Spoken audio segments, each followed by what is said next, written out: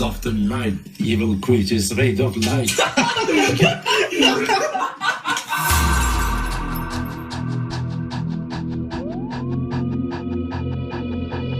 We will discover in the end that our worst foe lies within, within, within. Our worst foe lies within.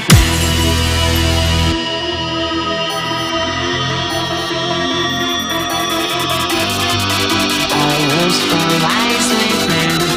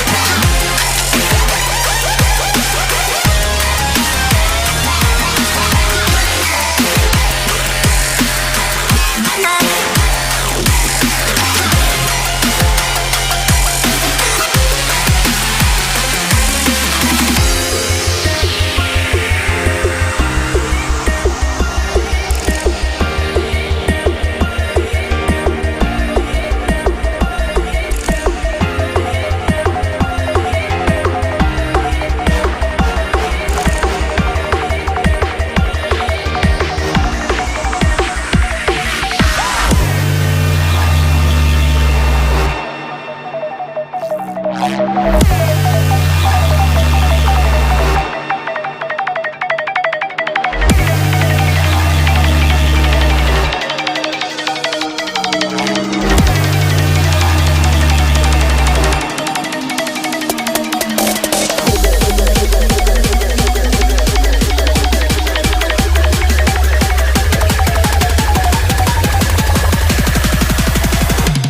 let's get it back.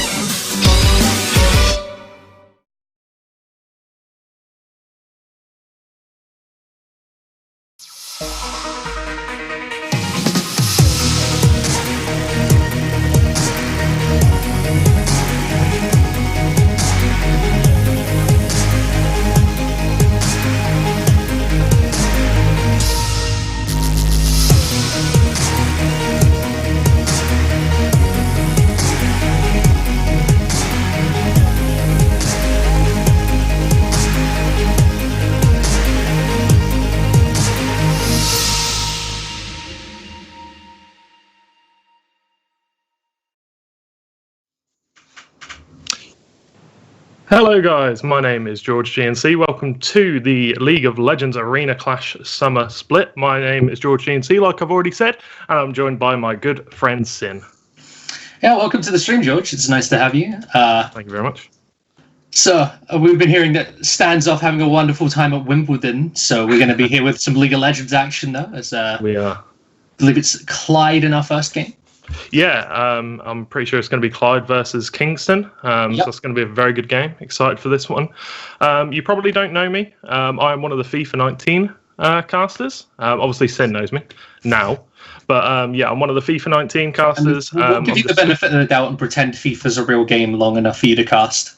Ah, it's already coming in. It's already coming in. Just throw your salt in chat, guys. I'll deal with it later. But I do know a little bit about League, so yeah, I'm just filling in for Mal this week, and I'll let you have your better casters back next week. But Don't undersell yourself. We're going to have some fun. we are indeed going to have some fun in this game today. So the players are just getting into the lobby. I'm pretty sure they're just doing their pick bans, and we'll be getting underway with it shortly. But yeah, thank you so much for having me. It is a great opportunity. I look forward to this, to be honest. So, what I want to do now is we've been here. We talked about a little bit about teams already, but like Clyde is a former champion team. The roster's changed a lot since then. For example, they lost one of their primary carries, Arup, who was one of them who carried them to that championship. Now they've got some scrub named Morkan playing for them. Who we just gotta hope his PC doesn't crash during the game. Hopefully he can carry this team through, because there is a team that did have a lot of strength with that roster. They've changed it up a bit. They've still got a high plat, low to mid diamond roster, so they've still got a lot of strength. And coming into this matchup, they've got to be the favorite. Yeah, I mean, just looking at their ranks, like they seem like they're definitely going to be the favourites in this game. But you know, I've seen games before where like gold players have clapped diamond players, so we'll see how it goes. You know, anything can happen on that said man's day. We'll see how the draft plays out, because obviously that'll play a huge part in the game. But where do you think these teams are kind of going to play around? What do you think is the Claymore's like strong side? Well, I want to see the Claymores play towards the top side of the map, because they've got like Hawkmoth at the top sides. fairly strong player, and I want to see like the fact that they've got these two diamond players in top and jungle, that they're utilizing those to the best effectiveness, and that's where they're trying to get advantages. Especially when you look over at the other side and you see gold top laner, it's like it's an abusable matchup that you want to try and take advantage of. You want to try and get the biggest advantage possible. But I want to also take a look at what's changed in terms of the champions in the last week since we were playing, because Quinoa was banned last week. Right. Now Quinoa is available. So we're going to have to see if people are looking to pick it up. New champion Kiana, of course, to the Rift, is an AD assassin, generally played in the mid lane. We have seen a little bit of a jungle, not to very much success though. Yeah, I've had a few games on her. I'm not going to lie, I've played her top every time. But I also played her bot lane as a bot assassin. And she's really, really fun. I do feel like she's very weak early game though. She's not that strong for me personally. Yeah. I might be wrong, but once she's got that 1.5 items, I feel like she pops off. So it'd be cool to see if they do play that today, to be honest. It's the fact that her ultimate is so useful, in the fact that it does so much damage and stuns everybody in the vicinity of a wall, can completely turn fights on the head. It can be very useful in that sense. But one of the things we are looking at with her is the fact that once you get that first stint of lethality, you get a huge spike where it's sort of around that like level 5 mark, nearing level 6, when you've got a couple points in your abilities where you can go QWQ and you've got such a high damage combo. You can stick to people with the E even afterwards, even though you've got the slow from potentially the river, you've got the movement speed boost from the brush buff. There's just so many different ways to utilize her, and that's why I'm excited to see if people do pick her up. I doubt anybody's got it prepped though. Yeah, I don't know. I can't see it being picked up quite yet. Maybe next week we'll see a few Kianas picked up, because I don't really feel like many people know how good she is yet. I don't feel like people really understand. I think everybody's been too busy playing TFT, yeah, I've been playing a lot of that. I'm not very good. No, I'm not very good at all. Like, I looked down my friends list and everyone's playing TFT. No one's playing League anymore. Literally. I think I sent a few of my friends a message. I sent Stan a message as well. I was like, do you want to play some normals, dude? And he was like, no, only TFT. And I was like, that kind of feels bad, but it is what it is. I do really enjoy playing it. But I've been trying to grind out solo queue. I am a silver scrub, so it's probably not the best thing to admit. I think Rippenton's silver at the minute. Is he? Yeah, I mean, Monte Cristo was never ranked above silver, I believe, as well. So there's definitely a lot of people who have been low ranked and still found success in the League community. Yeah, exactly. I mean, that is the goal. That is the dream. I mean, the dream is also to get out at silver this season. I finished gold 2 last season. So if I can improve on that, that would be good. It's just to hit gold 4 and then just quit so you can get the rewards. Exactly. I mean, get gold 4, just become a TFT main. Sounds good. But I'm really excited for this game.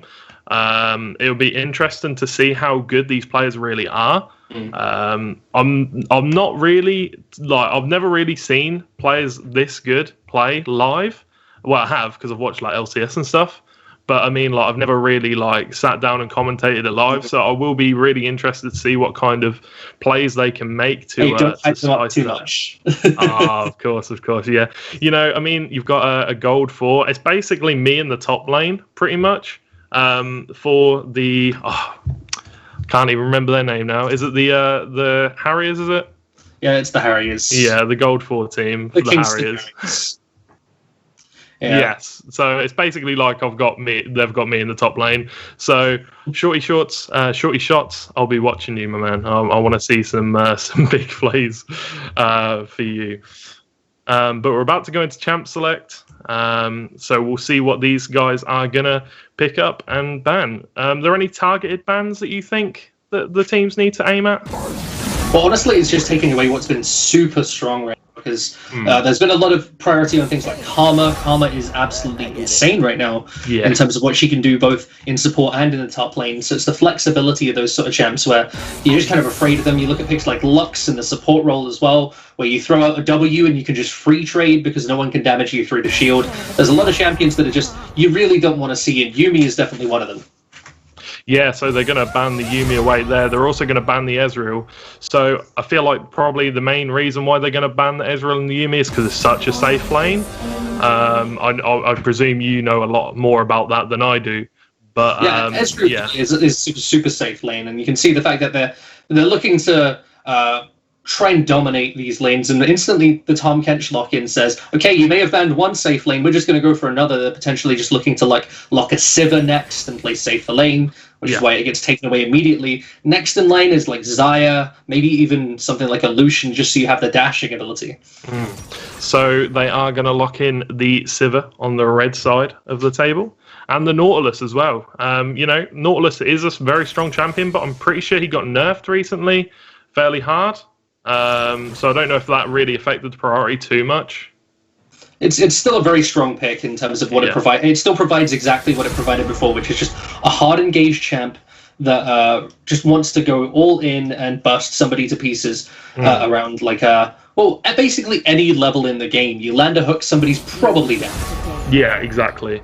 That is that's what I like to play when I play a support. I like to play, hard engage. If you get somebody, they're donezo. But the Karma you was talking about has been picked up by the Harriers. And the Sejuani is a strong pick as well, especially when you pair it with a lot of melee solo laners. You look at things like the Camille still on the table. You look at the Aurelia still on the table, even the Aatrox. And any of those could be absolutely huge. But it's a case of which one of those are you willing to throw mid lane? Because I doubt you're really relying on shorty shots, this gold for top laner to carry you through. Yeah, I mean, if you was going to pick up an Aatrox, you'd probably throw it into the mid lane for the diamond player to play. But Aurelia ban is going to come out here. I'm a huge fan of Aurelia. I think she's such a good champion. They did nerf her again, but not massively. So obviously she is still ban worthy, but the red side are going to pick up. Okay, so this is Tahm Kench top lane. There you go. Tahm Kench top Morg support. Yeah. Or is it going to be, is it going to be Morg mid? Is it going to be Morg top? Hey, it's the we're not quite going back to Marin season 5 with the Morg top there, but we are going to see Caitlyn Morgana, which is one of the strongest bot lanes in the meta right now in terms of it's just got this long range, huge burst ability because you land a binding, then you get hit by a trap, then they get empowered headshotted, then they get hit by an E, then they get another headshot, and by the time you've landed all your autos, you've probably procced 3 headshots on them, and that's enough to burst almost anybody from 100 to 0. So that's what they're looking to do as a 2v2 in the bottom side. But Sivir Nautilus, they're just looking to go hard in, all in, landing that hook, and instantly winning the fight off the back of it. You got to think how can you really back that up if you're an Olaf? What are you really going to do other than tank a binding and try and run them down? Because they get to keep you at such an arm's length that it's so hard to engage. Yeah, exactly. It is a difficult one, definitely. But we are about to hop into the Summoner's Rift for the first live game of League of Legends I have ever casted. Amazing. Here it comes. But yeah, I'm really interested to see how good the Harriers do, considering they're putting quite a lot of weight on this Caitlyn. Obviously with the Karma and the Tahm Kench and the Morgana. Yeah. Can we are we going to see this Caitlyn absolutely carry this game? It's really the fact that the Caitlyn Morgana bot lane is so strong, but you look at the rest of this comp, and I actually think it's incredibly well-rounded. They've got the Sejuani, Tahm Kench frontline. They've got the Karma giving that frontline shields, the Morgana making them immune to CC. Caitlyn is this long-range damage dealer, and even though they're lacking a bit of that late-game damage, the early to mid-game, once they get past level 6, can be absolutely monumental in finding picks. And that's really what they're looking to do. Find people out of position, punish them really quickly, and take as many people off the map so you don't have to hard 5v5. You can win 5v4, 5v3, but just by capitalizing on these numbers advantage with quick rotations. Yeah, exactly. That is the way to win the game. You've heard it here first from your man Sin. But I'm actually, quite excited to see this Illaoi, how this Illaoi game goes for the Tahm Kench. Obviously, Illaoi just got a pretty big buff. Giga buff. She's one of the most broken top laners in the game right now, and nobody realizes it. It's insane how strong she is. since they added this 80 ratio to a passive. That's not the good part. The good part is how quickly the tentacles now slam down. It's how vicious they are in hunting people down once you've ripped out their soul, and it's even just the delay that the people have to wait of running away from a fight constantly after the damage has gone through to their spirit. Yeah, I did notice a few times. I was thinking, have I got brain lag, or am I just like, are these tentacles like hitting me a lot faster than they did before? Yeah, it's 100% a ton faster, and they don't give a hitbox on the ground of where they're going to hit you. Ah, do they not now? It's just a shadow of where it looks like it's going to slam. Previously there was literally a square hitbox which would appear on the ground, like it will slam here, get out of the way. Yeah. Exactly. I mean, I guess they're trying to be a bit more forgiving for Alawi players. I know there are quite a few Alawi mains out there. I came up against one. I tried to play the new Maud into Alawi, and I'm pretty sure I got stomped quite hard. It was just horrible. But yeah, it's a very strong pick. We know that. But yeah, I mean, I am interested to see how the Tahm Kench gets on. Yeah. Obviously, quite a tanky, beefy boy. See if Sejuani can, maybe counter gank at some point. Honestly, it's quite ballsy here to see Yalana, the mid laner of Clyde, not go for a cleanse into the Sejuani and the Morgana. There's a lot of things that you would really want to be able to escape if you see these roams mid lane can punish you very hard. So I want to see him try and play safe, try and play a bit further back, because otherwise he's going to get hard punished. Because you look at this jungle matchup, and what he should be able to do is just watch the Sejuani go and try and gank, farm up hard, run from camp to camp, because Sejuani can't fight him during the early game. And once he hits level 6, he can counter gank and win almost any 2v2, because just no one can stop him. He's unCCable, and against Sejuani, that's a death sentence. Yeah, definitely. But we are now going into game. We should be in game, and we are ready to go. This is going to be personally for me, it's going to be an exciting matchup. Don't know if it is for everybody else, but I'm excited to be into this one. And they're all going bot side. Maybe going to set up a cheeky death brush. Yeah, what they're looking to do is get 5 men into that Tri-Brush likely, and see if they can land a Nautilus hook on someone there. They're all grouping up purely because they know how big that Nautilus hook can be, and they're looking for a Morgana binding of their own. It just seems like it's going to be a trade of junglers at the moment. Yeah, maybe just going to swap sides. They go to red, you go to blue. Yeah. Maybe we'll see some level 1 shenanigans. I hope so. I love some good level 1 shenanigans. But yeah, it's going to be definitely very interesting to see what the teams are going to do. They're going back. Are they going to expect it though? Are they going to go? Are they going to do it? Oh no, Tahm Kench, don't do it, dude! And the Tahm Kench is going to get absolutely eaten, but he flashes away. And the binding comes in onto the Nautilus, and I think they're just going to walk away, share the trades of the flashes, and I think they're just going to walk away from this one. Everyone's safe and sound. Flash on AD carry and top lane on one side. It's just the flash from the Nautilus on the other. So yeah, it's a very good trade actually. 2-for-1 trade. Yeah, they're going to be happy with that one, as they're just going to happily clean this one up and force people back to base. So they're going to be late to bot lane, really late to bot lane, and it's going to set them quite far down. Yeah, going to miss a few CS there, but they've still got to be happy with the trade that they got. Well, not for the red side, but for the blue side anyway. But we are just going to see everybody start to farm up, do their thing. No unusual item starts, I don't think. Nothing really looking unusual here. No, just looking to. Yeah, you can see what the plan is here for the side of Clyde. It's just to try and find those picks for the Nautilus, but if you can't, it's just scale into team fights where the Alawi can be so big, and the Tahm Kench already has pretty much run out of damage by that point. The Tahm Kench is doing a lot of damage here, but the Spirit got pulled out, and it's a gank coming in from Olaf. Is he going to be able to? He doesn't have flash on him. Can he get the kill? He literally just keeps hitting him. And first blood comes out. Wow. What a first blood. That was actually really cool. The fadeaway. Yeah, as the red buff was burning him down, the final axe is what finishes him off, and that's going to be first blood going over to the Olaf. We said generally it's the Sejuani, the one that's looking to be proactive. Yeah. And the Olaf is the one looking to farm up, but this time around he sees a gank potential top lane, and Tahm Kench, who is normally so super strong in the early game, has been hard punished. Well, Sedge is topside, looking to do something. Maybe just tank up the minions, tank up some XP, I do not know. It's just to stop him freezing away from the Tahm Kench so he doesn't get chain ganked here. Oh, there you go. There you go, the more you know. But that was a fantastic first gank from the Olaf. You know, you said that the Clyde Claymores were going to be looking to focus on the top side. You know, he's got the stronger pick in the Alawi, and now he's got the lead, so... Oh, and he's going for the Dark Seal. I appreciate that. But there is a fight going on bot lane, and that Caitlyn is going to drop. The last tick of the Ignite is going to go over. Can they get the double kill? Nautilus is chasing. He's going to have the hook come up soon. But he has been rooted. But the flash comes out, and they'll happily take that trade. They got the kill onto the Caitlyn. Yeah, the Ignite finishes him off.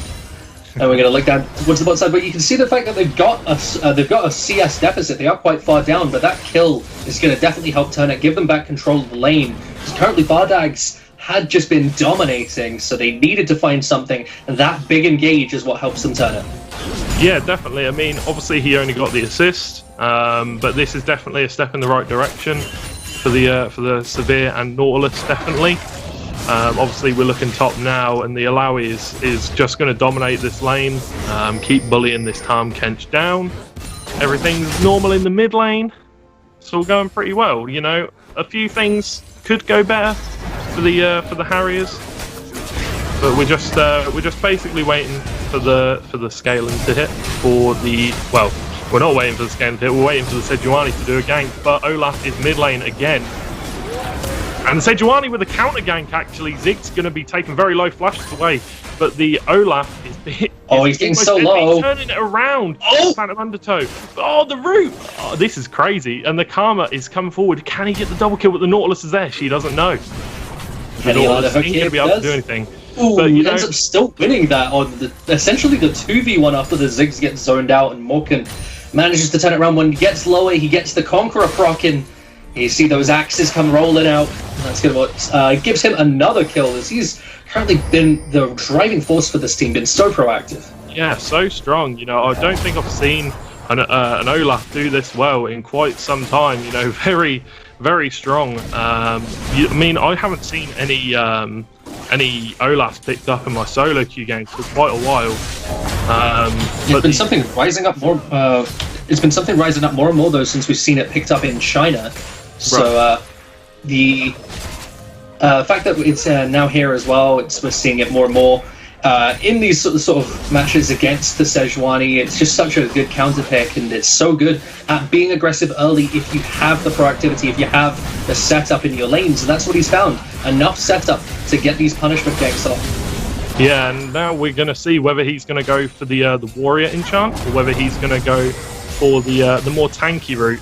I'm not sure which one he's going to go for. You know, you got the Alawi and the Nautilus to be the tanks. What do you think he's going to go for? Do you reckon he's going to go for the warrior enchant? I personally would, but I'm a solo queue player, so... I mean, he's already got the 2 kills for himself. There's a full justification for it, but I think you have to go for a more tanky route afterwards. They're looking for a turn here. Yeah, they're looking for the turn. They get the pick onto the Nautilus, but the Severe is doing so much work on the back line. Going to take down the Morgana and going to take down the Morg. That's a double kill going over to the Clyde Claymores. Fantastic work there. 2-for-1 trade. Nice turnaround from the side of No Fox Given, who is scaling up on the silver. He wants to get to the Essence Reaver and just needs the time to get there. Just needs a bit more time, and that's really what we're looking at with a lot of Clyde. But when they're able to snowball this far ahead, they've got all the time in the world that they need. Exactly. And the red side are going to pick themselves up a Cloud Drake. I mean, personally, one of my favourite Drakes. Many people would argue that is the best Drake in the game. Are you one of those people? I am. Morkan! Why? Question mark? More? He was 1 axe away. He had the smite available as well. He was so greedy and ends up dying for it. That's a It's a bit of a yikes. I'm not quite sure what to say about that one. He's going to put in chat easy. I feel like he's going to, you know, say, it was all planned. Do not worry. Why? Wow, how random. But almost... He's going to lose his red buff because he did it. Wow, and he knows, and he is probably quite disappointed now. He just walked over and he's like, wow, she just stole my red buff. Feels bad, man. But yeah, I mean, everything's going quite well for the Clyde Claymores. They've got a decent gold lead, looking at about 2k gold lead. I'm sure they're going to start focusing on getting some tower objectives soon, get some plates. It's definitely the aim here is just to try and snowball as far ahead as possible. As generally, you see the Caitlyn Morgana is the lane that wants to get all these tower plates early, see if they can get an early tower, rotate into the top side, do it all again, and then set up those sieges in the mid lane where those bindings are just so big and allowing the team to siege. When you've got a 2-0-1 Sivir, who's up this much in gold, has even though she's down in CS, still has a lot of wave clear. It's a lot harder to be able to push her into the tower. It's a lot harder to be able to try and push forward when you know that that Nautilus hook is just a couple units away. Exactly, and if you do want to try push the Sivir, she's just going to go, well, hell no, I'm just going to activate my W. And, you know, then bye-bye goes the wave. But yeah, there's a bit of a CS deficit in the top lane, but that's what you expect, because Alawi's going to be the bully in this situation. But there is... Oh, but here we go. There's an engage. The Nautilus gets the hook down. Sevir's popping the ult. I think they're just going to back off, take the flash. But like I was about to say, if we look into the mid lane, there is a 16 CS lead for Karma onto the Ziggs. Is this something that you would usually expect? Yeah, Karma just uses the ult spam to be able to clear the wave very cleanly. Doesn't really have to worry so much about trading because she has the shield. It just means that because she has to use that much less mana, because she is that much more comfortable in the lane, she doesn't have to really deal with fraternizing with the Ziggs. It's just a case of push and roam, push and roam. Yeah, but there you go. Like you talked about while we was in Champ Select, that Alawi tentacle, you know, you don't really know where it's going as much anymore. It's quite a hard one to predict now, and Tahm taking quite a bit of damage. But, you know, but the flash forward from the Nautilus, that's going to hit. That's going to be the kill onto the Caitlyn. No Fox Given picks that one up as well. The Sejuani is on the Ziggs. Can the Ziggs get away? Oh, the flash over the wall. Kill. But now Sejuani looking to pay his debts. No Fox Given with another kill. 4-0-1 now. That Sivir looks like it's going to be an absolute menace in the late game. Yeah, and the Sivir having that much gold means she just gets the Essence Reaver pretty much straight away and is able to start building towards those crit items. As now, Shorty having his soul ripped out. One tentacle will end him. He's got flash, are we going to see the tentacle? Oh, it's so close. But either way, Alawi's bullied the Tahm Kench out of his lane, and she is going to pick herself up another turret plate. Orc-Moth, you know, I'm sure he's a big old boy now. When he goes back to base, I'm sure he's going to pick himself up a nice big item, but Tahm Kench's just going to teleport back. And the team's looking to reset now. You know, this AD, this No Fox Given is looking very big. Looking like a very dangerous He's been struggling a bit in lane. It's really been a thunder. The Nautilus in the support role, landing hook after hook, finding crucial engage after crucial engage that has turned this lane on its head from where it generally is. You know, supports carry, man. Always honor your support. Supports are insane right now. It's like, think about 3 of the highest ban rate champions at the minute. It's Yuumi, Karma, and Lux. Exactly. They're all insane, and support is a broken role. Little trade going down, but they're looking to turn. I don't think the Sejuani really wants that one. The hook's not going to connect. But then the blue team looking to turn it around. Nothing's going to really happen down there. You know, the blue team definitely don't want to fight that one. Definitely don't want to fight that one. Not with the Sivir with the finished first item. Kingston don't really want to buy into any fights when they've got this much of a gold deficit, especially with the Sivir involved. If they can catch her out, or maybe get a fight where she isn't involved, then you can try and get an engage off. But until that point, you're just seeing in these individual lane matchups push their advantages further and further as Alawi's just not letting up on Shorty. Yeah, she's like the Alawi's just going to keep bullying, but now the engage from the Sejuani, the ult comes out to the Olaf, The Unstoppable comes out, but is this... Ooh, that was a big ult, but that was a really, really good flash away from the Morgana to just escape that ultimate there. You know what I appreciate here? It's actually the Dark Harvest Ziggs who's picking these up a lot, but it's not done yet. There's another hook coming out from the Nautilus. The Black Shield just not going to come soon enough. The Nautilus is going to go down, and I think the Karma's going to go down on that tick. She is. So that's going to be a 2-for-1 trade. Oh, God, I really hope we get to see at some point how many stacks that Galinar has on this Ziggs. I want to see that. The Dark Harvest is, it's stacking up. It's really an interesting rune choice. It's not something you normally see on Summoner's Rift other than the Karthus, because he is somebody who can guarantee it completely from just pressing R. You know that you're going to do that damage that will proc it consistently, and it just helps you do that more often. So it's more about getting the burst off of, but with the Ziggs, it's a lot more about just trying to find this long-range poke, and you could argue that Arcane Comet is better, and it's what Xerath does do as well, so another champion that has a similar niche. A lot of people grouping up bot lane. This bot lane has really been the focus this game. The Sejuani looking to engage, but the tower is going to be taken. The Sejuani's going to go down to the hook from the Nautilus, and I think they're just going to trade that. You know, the Sejuani really didn't need to engage there, to be honest. You know, I don't think you're going to win that one unless you miraculously get the Severe caught off guard. But yeah, that was unlucky there. But the first tower of the game does go down to the Clyde Claymores, which they can be happy about. And Clyde, get that first tower. This is what the Ziggs does. He just walks from lane to lane, taking down these towers, and just before the first tower, just before the tower shards fall, he's able to get that first tower as well. So even more gold for his team. He's snowballing ahead. He's getting the Caitlyn even further ahead, and it's looking like Clyde are going to take this game pretty cleanly. Yeah, I mean, they're now trying to group up not group up, but they're now trying to get a lot of wards down in the Harriers side of the blue side jungle, just to try and get that Rift Herald, get Shelly, and maybe pop him down mid lane, gain further priority to the map. But, you know, this has been a really clean game, to be honest, so far from the Claymores. Imagine locking in Tahm Kench first pick, just like, I just want to win top lane. And then you look at the opposing side of the Rift and you see that Alawi, and you're just like, maybe next time. maybe next time. Just gonna sit on the tower the whole time. That's me and solo queue, man. That's literally me and solo queue. But here we go. There's another fight going down. Olaf's getting a lot of damage, but the Nautilus goes down already. What a fantastic ult there. Not taking him low enough though, and the flashes come out and they disengage, and the Severe ult comes out as well. It's just, when you think they're going to get a pick on somebody, obviously they got the Nautilus, which was definitely a plus side. But when they think they've finally got the things they need, the Severe just ults and they disengage. It's so sad though, because like we're seeing the Nautilus, which we've been praising all game, just running like, I'm gonna be the big engaged man for the team. I'm hyped up. I'm gonna make these plays, and then instantly die because 5 people show up to the fight where he was. Yeah, that's a feels bad man moment, definitely. That is a big feels bad man moment.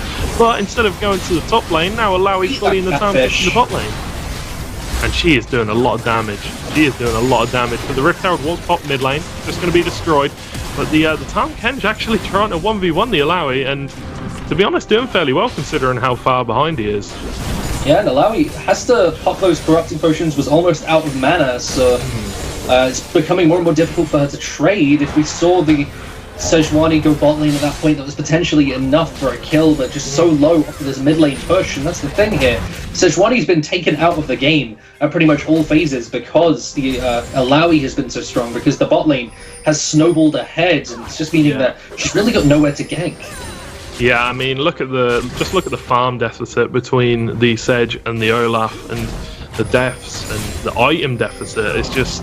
She's really far behind. She's really struggling. Severe just going to take this tower away, destroy another tower. That's 4 now for the Clyde Claymores, and a massive gold lead for them. So it's becoming harder and harder for the.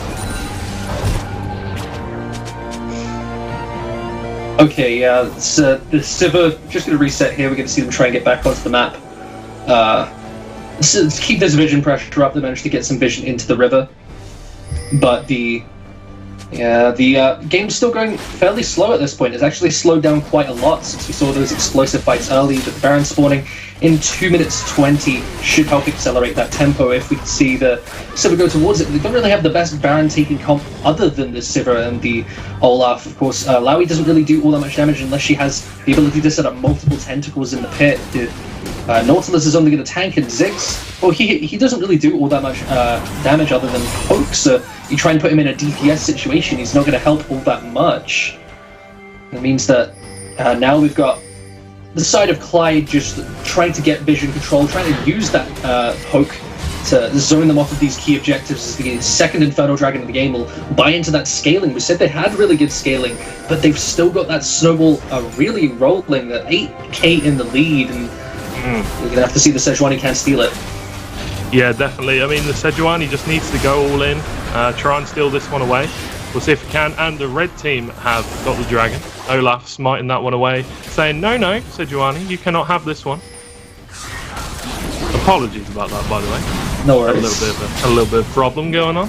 But we're going to ignore that one. And there's more fighting in the top lane. This Alawi is dealing so much damage to this Tahm Kench. Absolute carnage. It's just the Tahm Kench is an early game champion. He is a champion that wants to win lane early and really struggles to have an impact when you get later into the game as a top laner. So what we're seeing right now is just him being removed from the game altogether, as now Karma, that's just happening to her too. Exactly, the Karma is getting absolutely obliterated. That is another kill for the Ziggs there. Oh, that is a big Ziggs as well. You know, it's now seeming like now looking harder and harder to find a way for the Harriers to come back into this game. You know, what can we even say? Because if you kill the Sivir, there's always the Ziggs that's now dealing a ton of damage. Even the Olaf deals a ton of damage. Yeah, I mean, when you've gone full AD, that tends to be what happens. Is Olaf, yeah, it's a huge amount of damage that can come out of him in these extended fights because he's got that Black Cleaver, because he's got the Warriors enchant. Really, this Sejuani is nothing to him. Especially, like, you can look, she has 0 armor for herself at the minute. Yeah, it's not looking good. She really needs to build something, but you know, she's only had what, 2 CS in the last like 3 or 4 minutes, and that's not really her fault. But yeah, this is just what happens when you get so fed. And look at that Alawi damage, he's just healing up. But you know, the Caitlyn is going to pick that shutdown gold, and that healing onto the Alawi was absolutely insane.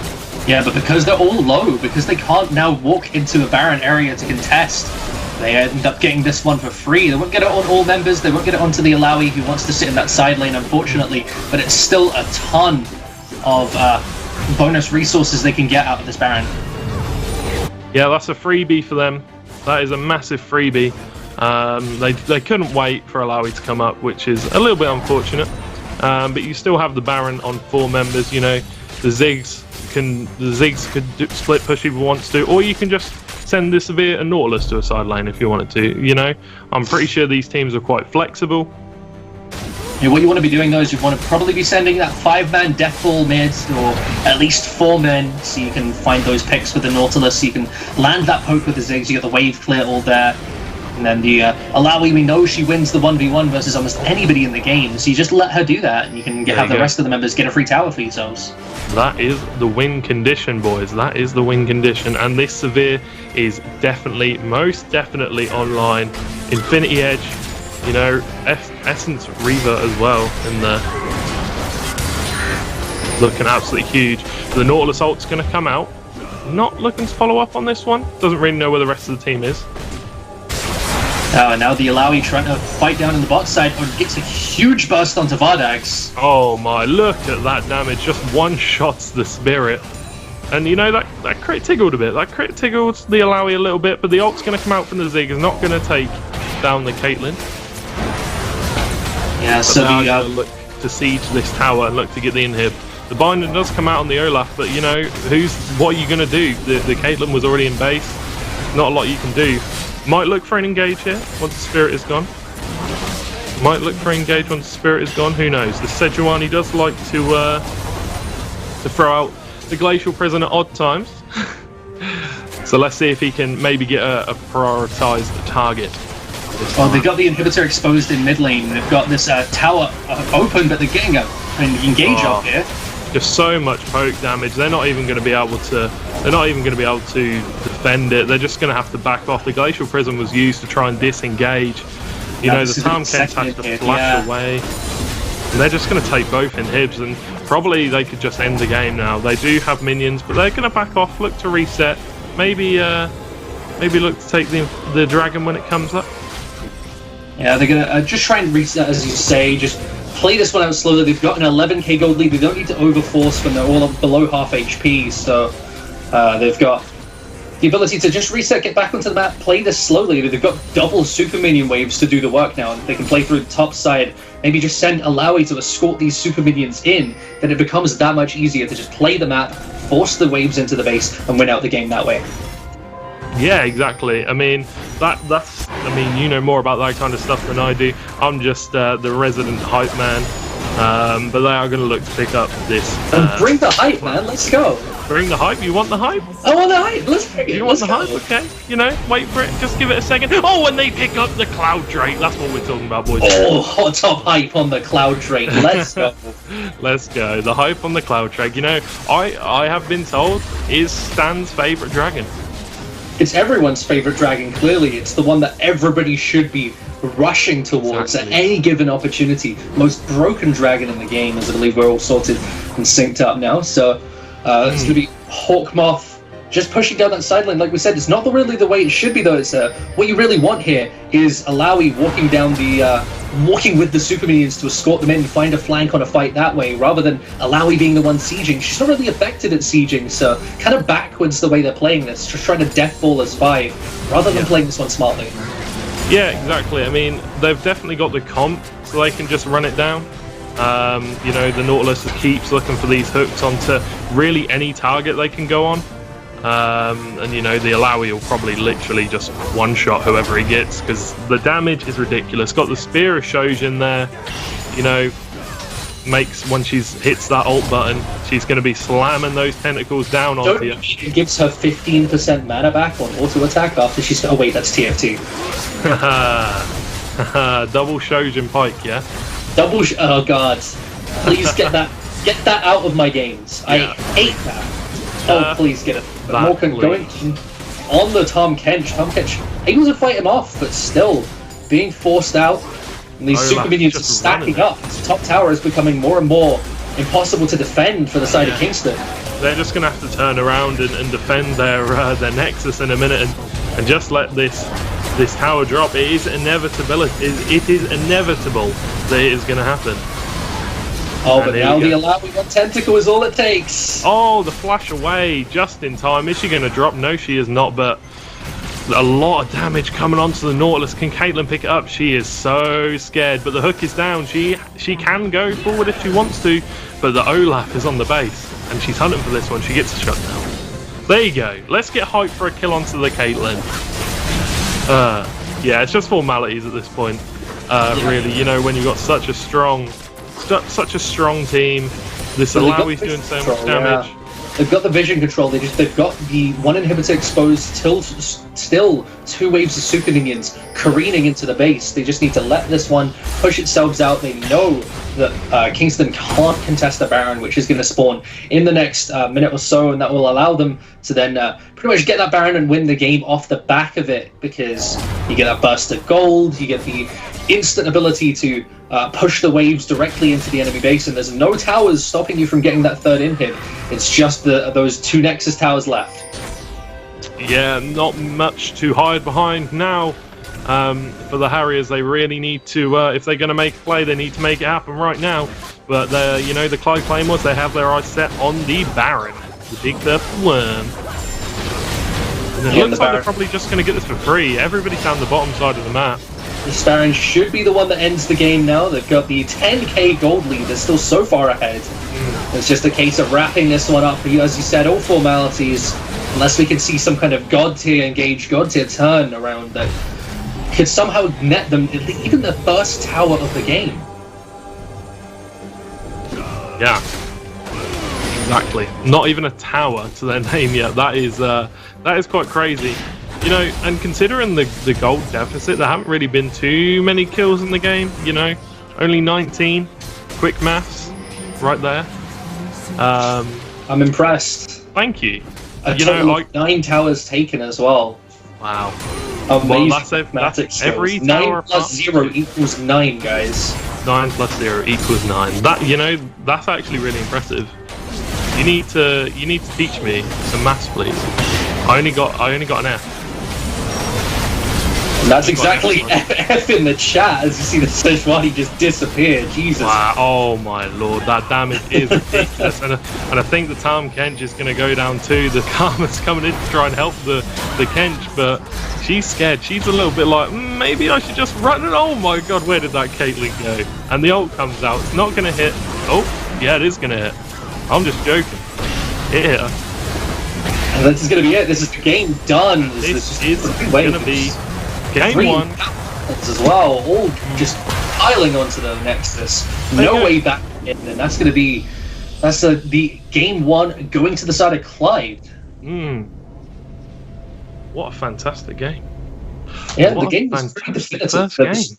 There was really no way for the side of Kings to get back into that. It was just throughout the game they're in complete control, and they never let off. They never let them have even a window into the game, and it was just all gravy from there. As you saw, Morkant was able to get some early game aggression off the Sejuani, not really having much of an impact at all. And that Tahm Kench, we know it's only meant to be an early game champion. It's meant to snowball you an advantage to then snowball that advantage into other lanes, but just never really showed its face.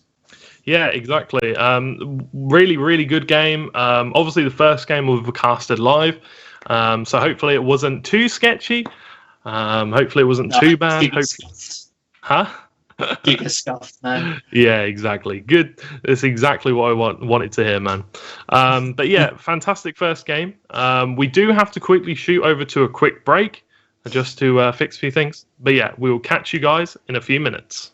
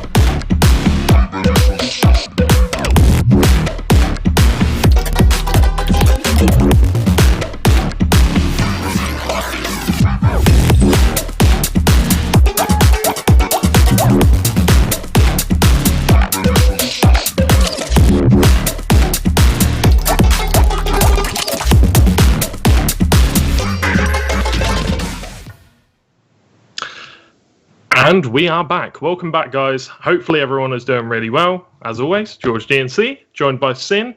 We're back after this break. Had a few problems with my internet. It just so happened on the very day that this was going to happen, power cut around the whole neighborhood, and I was like, "What am I going to do?" So I had to use the phone to tether. Such an issue. But we're fixed. We're good to go, and we're ready. No longer scuffed, guys. We got it. No longer scuffed. Well, I don't know about the broadcast, but you know. Yeah. So this is going to be now. It's going to be this side of Clyde Claymores on the blue side, and it's going to be Kingston on the red this time around. So we're going to see how much that changes draft. Indeed. Hopefully we get to see another quick dominant game, because that was exciting to watch just early on when you could see the team just making play after play. A little bit later on it did slow down. I'd like to see them keep their pedal to the metal a little bit more, but instead, it really reliant on Morgan just finding play after play, because he was the only one consistently looking for those plays after the Nautilus started to get a bit, get a little bit gun shy as he got caught out in the enemy jungle. Yeah, maybe just got shook up a bit. I know as the play-by-play guy, I'm not really supposed to comment on this, but I would like to see Shorty shots on a more aggressive top laner. Whatever you want. I feel like he should maybe be on a more aggressive top laner. I'm only silver, so I probably shouldn't. But I don't know. I didn't really like seeing him on Tahm Kench. Now, I feel Tahm Kench is meant to be an easy win lane champion, and then they found a matchup that just goes Tahm Kench win lane. Ha! Try it again. But we'll have to see what they look into this time. You want to see him play something that just scales and can have an impact on the game regardless. Yeah. And generally, you're looking at something like an Ornn if that's the case. Generally, you're looking at these tanks that can just scale hard. Because playing an aggressive matchup into somebody who's better than you just end up going 0-3 and then having zero impact because you do no damage. If you play something tanky, you'll always have that CC. You'll always have that utility. Exactly. But we are going to see Ezreal banned out as the first ban. The blue side again, and the Yuumi. So they're very happy with just keep banning that out. Yeah, this time they take away the Ziggs from Galinar. Not going to let him have that one again. And the Olaf, though. And the Olaf. Are we going to see the full gold standard of bans? Where you just ban everything the enemy team played last game, and it is. Well, there's the Nautilus. We're just waiting for the. We're waiting for the Caitlyn and the Alawi. It's gold standard because it's what you see every single time you watch gold players play and get stomped. It's just let's just pick whatever. Let's ban whatever they picked last game. Let's not let them play any of that. All the picks were the problem, not the way we played. Exactly. Oh, a Skarner! I like that. I really like Skarner. He is one of my favourite jungle champions. I'm really happy that they picked that. Yeah, hopefully this is the jungle mid combo, because that could be very nice to get some good plays off with. But no, it's actually the Aatrox top lane. They are going for aggro top lane this time around. That surprises me that they've put shorty shorts on Aatrox. Technically, sort of known as one of the more carry top laners. He deals a lot of damage. So I am really surprised that they've put him onto that one. Personally.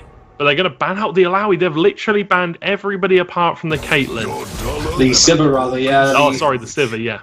Yeah, and the other side, they still ban away the Tahm Kench, but this time it's from the support role. As you can see, that's 4 bans towards the bottom side of the map. That is.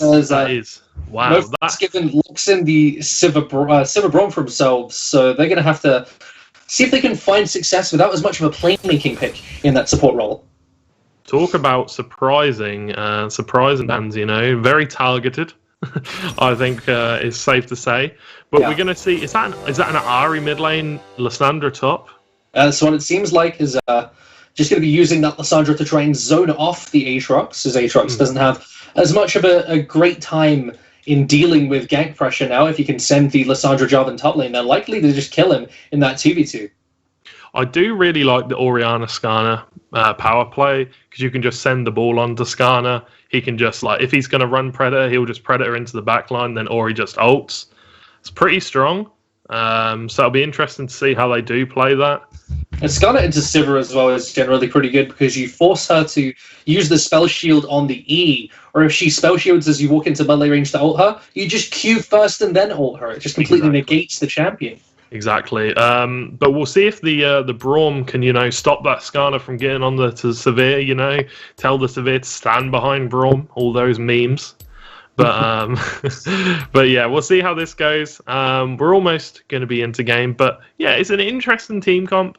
I do really like I like the Harriers team comp probably more than I do the Claymores. It's got a lot more team fight in my opinion. I mean, I liked the Harriers composition more than the Claymores one last game as well, but it was just the execution, as Morkan found a lot of those plays in the early game and nobody could really do anything about them. Yeah. It just got to a point where Ziggs roamed bot lane, picked up a couple tower shards for themselves, and the game was afoot because Sivir was already 4-0.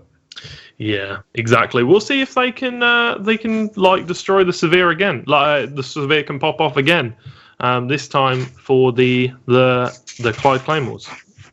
Yeah, so Clyde Claymores looking to replicate that success with the Severe. Yeah, you can see they've got a lot of pick potential. They've got a lot of less team fight, a lot more individuals getting caught out of position and picked off. Which you think about this where somebody's even a little out of position. Lissandra into Jarvan combo, into Charm, into Stun from the Braum, into Knock Up from the Braum. There's so much single target CC here, and they can all be so useful to catch those members out of position. That's why we're looking at this as a really heavy snowball comp, because you need to get those individual leads to make sure you have enough burst to pick people off once you land that CC. Yeah, exactly. It'll be very interesting to see how these two comps are played from both the teams. It will be interesting to see if the Claymores can pop off like they did last game. It will be, I'm excited to see the Claymores. Yeah, I am right in saying the Claymores, aren't I? No, I'm not. Harriers and Claymores. Yeah, I am. I'm stupid. One's a big sword, one is a bird. Exactly. There's literally a massive difference between them. No difference at all. They're the same. No difference at all. They're exactly the same thing. Exactly the same thing. But either way, like, I am interested to see, and I'm interested to see if I can pick any tips from some of these players, because 90% of them are much better than me. So yeah, it will be nice to see if I can stop talking yourself down. Hey, dude, it's fine. Just enjoy the game. I'm gold, man. I'm gold. It doesn't matter. Most casters are gold or less. Yeah, but I want to win. I'm not. I'm too competitive for this. I'm too competitive. Then stop talking yourself down if you're too competitive. If the Nighthawks were playing today, if I was doing this last week, I'd be like, "Come on, Nighthawks! Why aren't you doing so good?" Like, that's how competitive I am. As they got completely trashed last week. Yeah, I can imagine that would be exactly how you'd react. Not going to flame them or anything, but they don't have a FIFA team. They got clapped last week in their league games, not looking so good. I think I need to try out for the league team next season. Oh, yeah, you'll probably get on. I'll be interested to cast you and flame you there. Oh, please do it. Like, literally do it. I would love that. It would make me very happy. But we are now getting into game, just in the loading screen. I'm really excited for this one. It is going to be that Glacial Augment Ahri, so going for the Hextech GLP into the Spooky Ghosts is going to be the setup for that. Yeah, and obviously the Predator on the Skarner, like what we wanted to see. And the Spellbook, actually, on the Orianna. I know it's different in high elo playing, like team play, but I don't very often see the massive uses of Spellbook. More often you see Comet, you see that sort of utilization, but here it's going to be Ionian Starchild just trying to make use of the fact that she has got that spellbook to survive the lane a little bit better. You can switch to the cleanse if you so need it.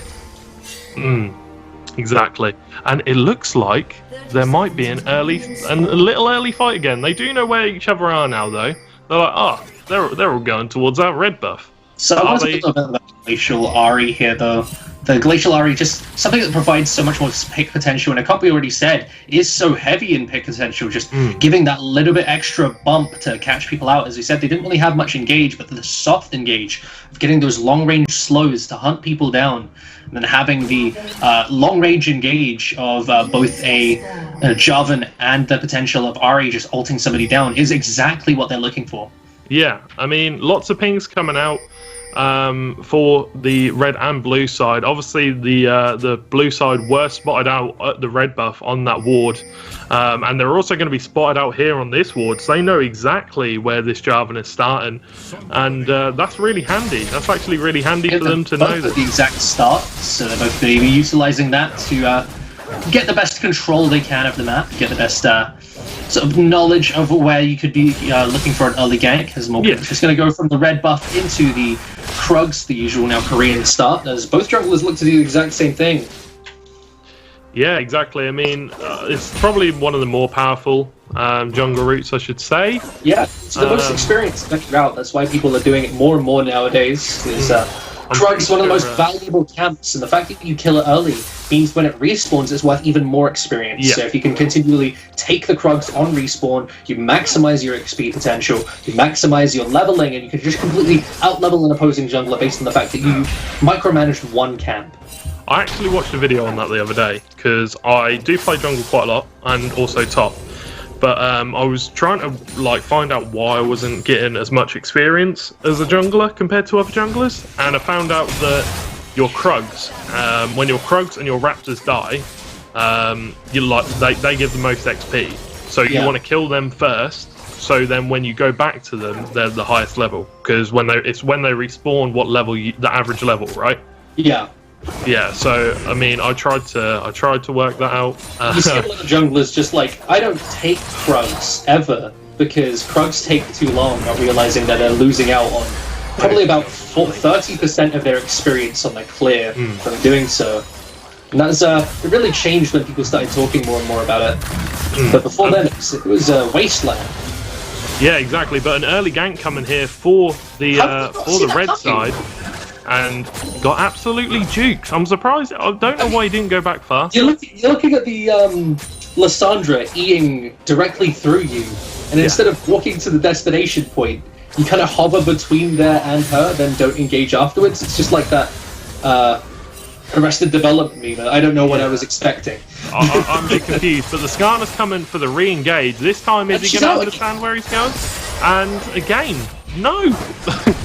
I mean, I just don't understand. He threw it out. Flashed that mastery. You earned it after they fluffed that engage completely. I like that from Hawkmoth. You know, I like it when players have got a little bit of summon. All pushed up the lane, and the Skarner just goes, "Do you know what? I have to give up. I've spent too much time here. I can't keep doing this." He just has to recall. He was losing his entire bot side. So BM. But unfortunately, stream issues. Yeah, we're having one or two issues, but we'll get that one sorted as soon as possible. But yeah, what we've seen so far, I mean, I've got to be honest, the Lissandra, that was hilarious. The Lissandra styling on them completely, and I got to say they misplayed it, definitely. But at the same time, it's still really well played for her just to hedge her bets on the fact that she could get away with that E. Yeah, exactly. I mean, I just don't understand. She pressed E, and you saw the claw. Skarner was just saw the claw over here, and then he just went, piece of candy. Started walking that way. And then she was like, why are you walking? Do you think I'm going to try and die to tower? I don't know. Maybe it was just heat of the moment things, but kind of scuffed gank. Oh dear. A bit of a rough time there for him. Definitely. But yeah, it'll be an interesting game so far. We have seen the Skarner try to focus more on the top side of the map, so we will see. It's worked a little bit. We've not seen him be pressured under his towers so far yet, but he is being bullied in this range into melee matchup. The Lissandra is still going to look to just push him in and then roam towards mid lane, set up picks there. As hopefully we get these issues sorted soon, but for now it's fingers crossed. Yeah. Not 100%, but I'm sure something will happen eventually. But yeah, it will be an interesting game to see how everyone gets on.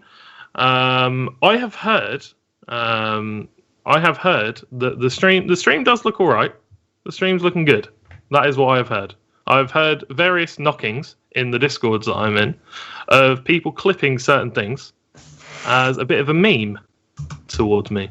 So I will say, clip away. I will say clip away, guys. But yeah, we're just trying to resolve these issues now. They will be sorted very soon. So I have a question for you, Sin. Yeah. Have you seen the 9.14 patch notes yet? Oh, is this just going to become a patch notes stream now? Is that what we're doing? Okay. This is welcome to Euphoria with George GNC and Sin. Pull up the patch notes. The most important ones are the TFT patch notes. No. We do not endorse TNT here. TNT? We definitely don't endorse TNT. We don't definitely not. endorse TFT. The 9.14 patch notes of the PvE. They're buffing Silas to become a jungler, and they're buffing Pyke to the point where Pyke will get 600 gold for every kill he gets with his ultimate. Yep. Yeah, that is a thing. If he assists with his ult, he gets 600 gold. That sounds so good. Just as they tried to get him out of the top lane, they go, let's give his ultimate a 200% AD ratio so he can lose lane, but it doesn't matter because he still one-shots everybody. Yep. Pretty much, mate. Oh, yeah. Let's, you know what? Oh, hey, guys, I've got an idea. Let's nerf Pyke. So his Phantom Undertow doesn't do damage. Ready for it? To minions. 2 weeks later. Hey guys, I've got an idea how we need to buff Pyke again. Let's give him 600 gold per kill on his ult. You know what? You sold it. Give this man a raise. We're gonna see. Get back into the game. Yeah. Hopefully we can jump back in soon. We can jump back in soon. If we take stock of what's happened right now, about 8 minutes 20 into the game, you can see that Lissandra has managed to snowball far ahead. She's got double the CS now, got a bunch of tower shards for herself. And the Aatrox, once again, struggling similar to last game. It just took a little while to set it up, but the moment she got that playmaking going, the moment she hit level 6, she turned it online. Now they're making it happen. They are indeed making it happen, my friend. They are indeed. Right, so what we're going to do, we're going to try and get this sorted. Right, so I need to hit the live button, right? I'm just making sure. So just to take stock, at 8 minutes 55. Awesome.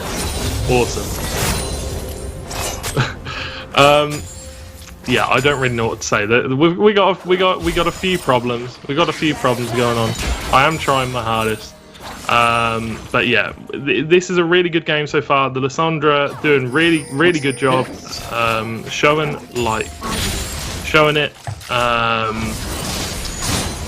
off basically her skill.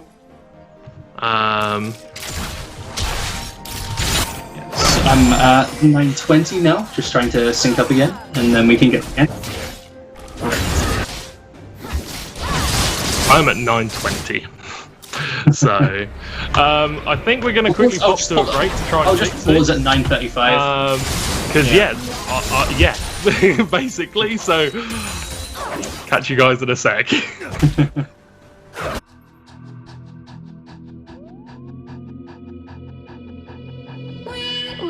Discover in the end that our worst foe lies within. Our worst foe lies within.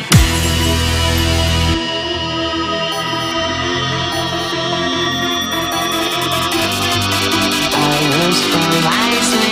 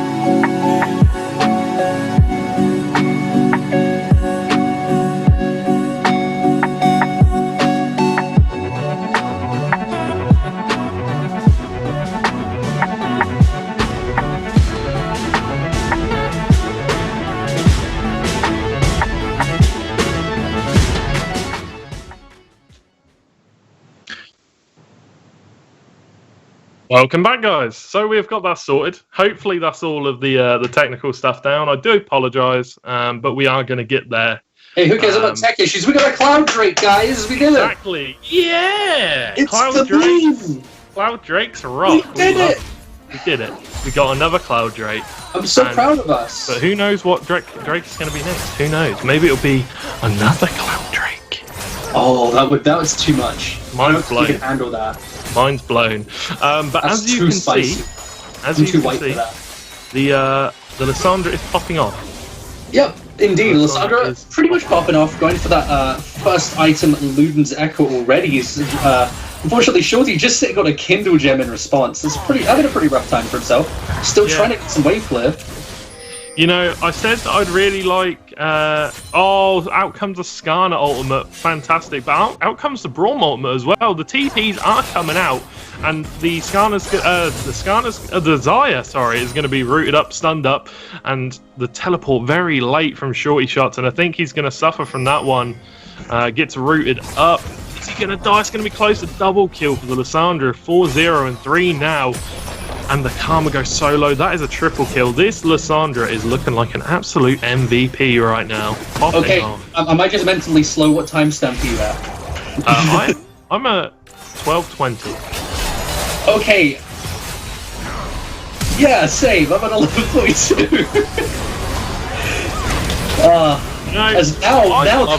Now that play that you just so lovely played for us is going live. You know, I'm sorry. I'm really sorry, guys. I'm not a good person. I'm really not a good person. I'm a bad person.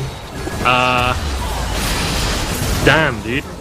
That was a triple kill from Lissandra at the end of all things said, though. The Frozen Thrall is coming in big time. They're going to pick up a couple tower shots. Maybe even just get the whole tower here, as they've got nobody to respond. Yeah, I mean, we'll see if I can get the whole tower. Will be they interesting. They get the Rift Herald mid at the same time. But now we have it. We have it live through Skype, so I don't have to worry about all these problems now of me being a bad person. We can just do it. We can just do it, and we can do it. Let's go. So yeah, we're live, guys. We got this. So the Braum's actually coming down for the Xayah. The Xayah does flash away, and they are going to take the tower. So that is where we are at now. Sin, are you with me? Yeah, I am with you. As you can see the tower, you get the first tower. Morgan did manage to get a few shards in the mid lane in the meantime as well, so they snowballed this advantage massively. It's only 13 minutes in. We're seeing 7.5k gold lead. Incredible lead from the side of Clyde, and they've been doing Pinky, Inky, and Blinky crowd on it right now. Yeah, exactly. I would just like to say it is nice to have you on my side, Sin. It is nice to have you here with me. I appreciate you. You're like the butter to my bread right now. I couldn't do it without you. It makes it sound like I'm smothering you. I mean, you're like the leash to my dog. Is that right? Is that? Is that worse? For the Lissandra coming topside, looking for a gank, looking for a kill onto the Aatrox. She's just gonna run him down. Aatrox pops the ult to get the move speed bonus and gets away. Meanwhile, Orianna is taking the Raptor camp. Oh, that's the joy though. Farming mid while everything goes on, but because the Ahri has been constantly roaming this game, you do see a massive CS lead again in the mid lane where Gallinar I hate to interrupt you, but it looks like they're going to take the pick onto the Skarner. Morkan picks up another kill. 1-0-4 now. Sorry about that. Didn't mean to. Don't apologize at all. It's my fault. I should have shut up. Exactly. Honestly, just at that point, just start talking and I'll shut up. But the ult coming up from the Orianna, it's not going to hit anyone. Jarvan is going to go in, hit him with the ultimate, not going to get out of that one. And, another kill for the Clyde Claymores. 10-0 now, an 8,000 gold lead. That is pretty insane. Do we jinx it, or do we talk about the scoreboard here? I mean, let's do it. It's sitting on a perfect game, just as we mentioned it. Oh, you know what, Tim? You're a bad person, man. You just jinxed that. The perfect game. Go. You want to know Just what? as we talk about it, it's the perfect timing for it to get jinxed. It's exactly on the second that we bring it up. Just It's blame just like, it's never jinx anything. Just blame the support. It's the Oh constant. my god, my support. Why did you die? The perfect game. That would be me in chat. So literally at the end of the game, you just go like, nobody's died apart from Brom. You just go, report Brom for inting. One death reported for inting. But they are going to pick themselves up a Ocean Drake. Probably my least favourite Drake. I think I've literally seen that happen in LCK where they were one kill off of a perfect game and somebody dived the Nexus. And I think it was Marta dove the Nexus. And his teammates were like, why are you trolling, man? Why are you trolling this game? Can't believe Why are you doing this? Perfect game, man. Come on. Do it for the KDAs. Support KDAs. Feels good, man. But on the other side, the support, unfortunately, 0-3. I did say that I wanted to see Shorty pick up more of a carry champion, but maybe should have just stuck to the safer champion. Not looking so good for him right now. This Lissandra is popping off.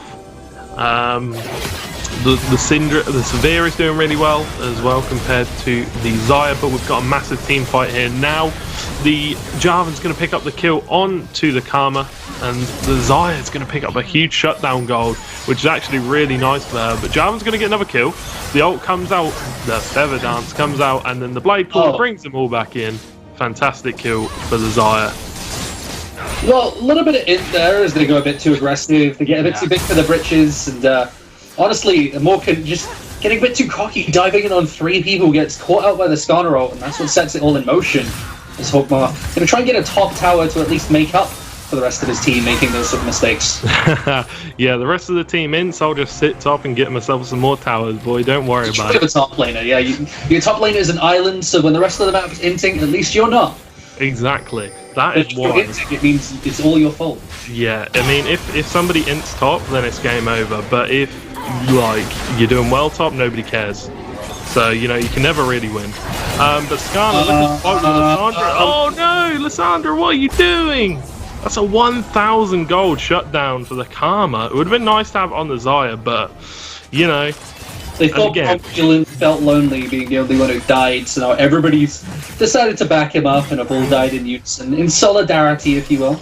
Exactly. I mean, that's two 1,000 gold shutdowns in a row. One for the Xayah, one for the Karma, I think, or is close to that. So the Clyde Claim was kind of need to just, I know they've still got a massive gold lead, but they kind of just need to say, alright, maybe we should stop in it now and just look to close this game out. Well, the thing is, the situation they're in, and the reason they're struggling is they go, okay, so what do we do now? Okay, I guess we play for Baron. It's 18 minutes in, Baron isn't spawned yet. What do we do now then? And then they just kind of throw themselves at every play, hoping to find 3 or 4 kills so they can get a tower off the back of it. But that's all they really can do, because they don't really know how to split the map up. They don't really know how to split the members effectively enough to get these towers otherwise. Yeah, I think maybe they just need to try and catch the waves, try and get as much XP as possible, and for when that Baron comes up, who knows? This is the thing. They're in that situation where they've got enough of a lead to stomp their opponents in fights, but they haven't got enough lead to force fights whenever they want, so they end up stuck waiting for the Baron to spawn for them to be able to make those really hardcore all-ins. It's a bit of an awkward moment, really, but the Sandra going in now, getting the route down onto Skarner. Skarner flashes away. That's a great ult from the Orianna, a big shockwave, but the Lissandra actually hits the stopwatch. I'm pretty sure that was. Unless I'm blind. I'm pretty sure I'm not blind. It's a stopwatch. Yeah, it was a stopwatch. I'm not just seeing things. That was a stopwatch there. But yeah, no kill was going to come out. But a good little trade. Few ultimates. I mean, I'll take an ultimate for a stopwatch. Yeah, it ends up just trading back and forth as once again we see what we were talking about a minute ago. They try and force super hard, it doesn't quite work out. And it's just a case of them throwing themselves at a brick wall, hoping something will stick. And right now, all that's sticking is their carcasses. Ooh, the flames, Sin. Oh my. They keep trying to make all these plays. What have they got to show for it right now? Is they've basically just been trying to keep up pressure, roam between lanes until Baron spawns, and now, dead on 20 minutes, like, okay, now we can go Baron. Now we actually have something that we want to do on the map. You know, it's a shame that Harriers can't really respond much, because, well, they just don't, yeah. they just don't have any vision, you know, and they don't have the members at the right parts of the map. They are coming in though to look for it, and the Claymores are actually backing off here. It's quite a surprising one. I thought they'd have just forced it, but they are actually showing quite a lot of respect, and they're gonna recall maybe. So this is surprising. Or are they just going to destroy the vision and then go back for it? No, they're actually going to back off. So they want to set up the wave pressure for this. Unfortunately, Hawkmoth doesn't have TP and was deciding to sit bot lane for that fight. So a lot of that pick potential isn't there. Their ability to just pick Skarner off right at the start of the fight just before he can even get into the pit isn't quite there. So they're going to play for this Ocean Dragon instead right now. Yeah, another Ocean Dragon. It's a decent Drake. Like, I don't mind it. It's the worst. But, I'm not saying that it's the best one. I'm just saying I don't mind it. It's an okay dragon, but, you know, there are better ones out there. I'm pretty sure on the first dragon, isn't it the same as having like 2 fairy charms and 2 juve beads? Only out of combat though. Yeah, exactly.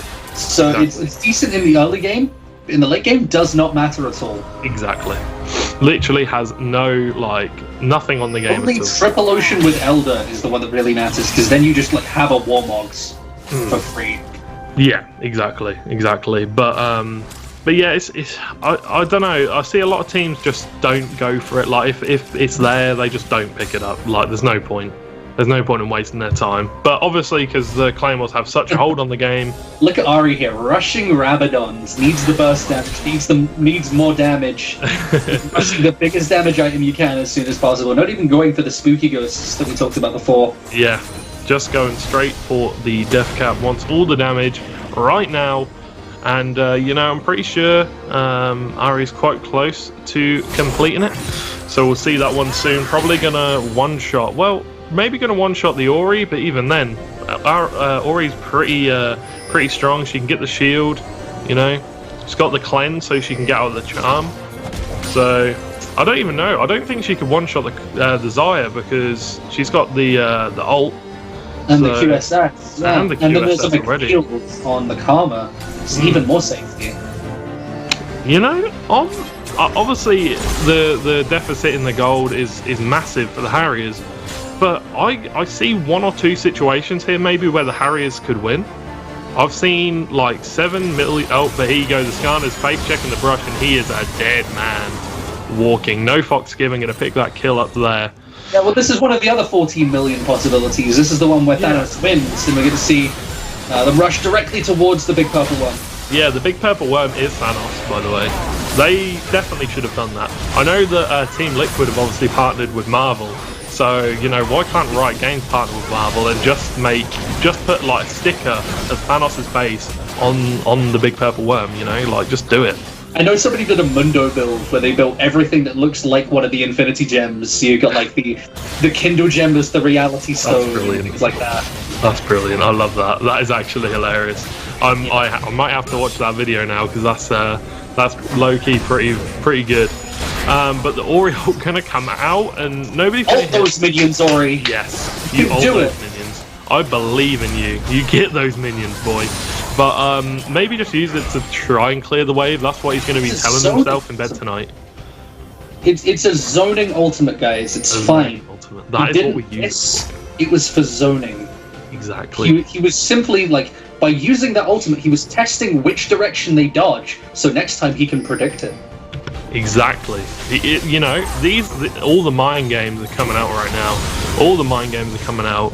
But, you know, this really isn't what I was expecting from this Skarner pick. I was expecting him to be running it down. Well, he did. He is running it down. But I was expecting him to run it down and actually get somebody instead of just running it straight down middle. Unfortunately, though, when they're running a TP and they've got like the Baron buff, they're just kind of throwing themselves at mid lane again. They're not splitting the map like they should be here. And so you can see now finally Morkant trying to escort this wave into the top side so they can get some pressure mid, and it's working already. You see this? 2 members respond to top side, so they get more damage onto this mid lane tower. This is what we need to split the map, get these towers for free, spread them thin. Exactly, that is what they need to do. We saw them do it last game, but last game I think they had, well, they probably didn't have a bigger gold lead, but they felt like I felt like they had more of a grip on the game where they could force team fights, maybe just because of the team comp.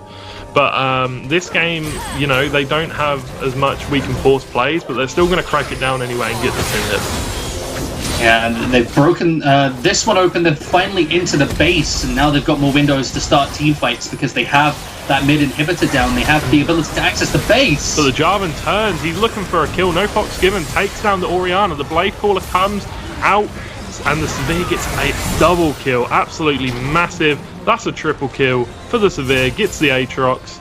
And the Clyde Claymore's looking to shut this one out now. They've still got the Baron buff. And I think they're just going to take these turrets down and end the game to take match point. And this should be as No Fox Given still on full HP. They just need to try and play a little bit safer so they don't get hard engaged on it. Instead, they're the ones doing the hard engage. Wow. Hawkmoth picks off the AD carry, and that should be all she wrote. Goes in. That is going to be ace. That is going to be for Stan the Grey Heart. I'm going to say it's game, set, and match for the Clyde Claymores. There you go. That is game. GG to the Clyde Claymores. And No Fox Given had a really good series, and so did Hawkmoth, so it's hard to pick between them as MVP.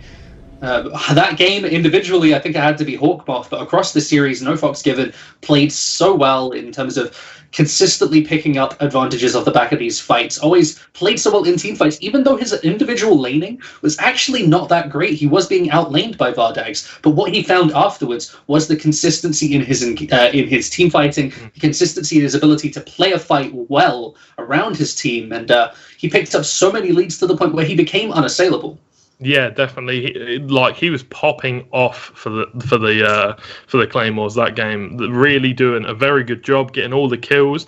Definitely doing the AD carry work. You know, carrying the game. Yeah. But I think we need to talk a little bit more about the Claymores top laner. He had a fantastic game too in that series.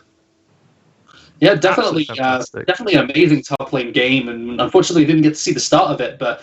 Amazing cleanup from him, and what he was able to do is just clean up those fights, punish shorty shots again, and win the game out. Yeah, exactly, definitely. It was a really good game, really good to watch. You know, I assume as a viewer of the stream, it was really good to watch. But we do have another game coming up, as far as I'm aware. That will be the second game of the day, which will be the Cardiff Saints versus the Manchester Swarm. Sim, what are your thoughts going into this one?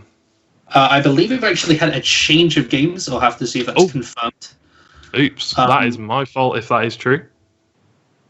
So we're just finding out which game it is now. It did get changed. George is silly, but Sim, we don't know who the teams are. But what do you expect to see from this game? League of Legends will be played between Preston and Lakeside coming up. There you go. After Sin knows best. Sin always knows best. So it's going to be Preston versus Lakeside. I don't know if you know much about these two teams, but I'm pretty sure we will have a strongly contested match like we always do. Do you know anything about either of these teams? Well, it's the Preston Invincibles, which has like a low plat, mid to low plat roster on average. They're going to be going up against the Leviathans from Lakeside, who are again also a plat roster, so it's pretty similar in terms of elo. So we should see a fairly closely matched series. Yeah, hopefully we won't see too many people snowball out of control like we did the game before. Yeah. It'd be nice to see, more hotly contested team fights, stuff like that. So yeah, we'll see how it goes. But we're going to hit the break now, guys. I'll catch you boys after the break.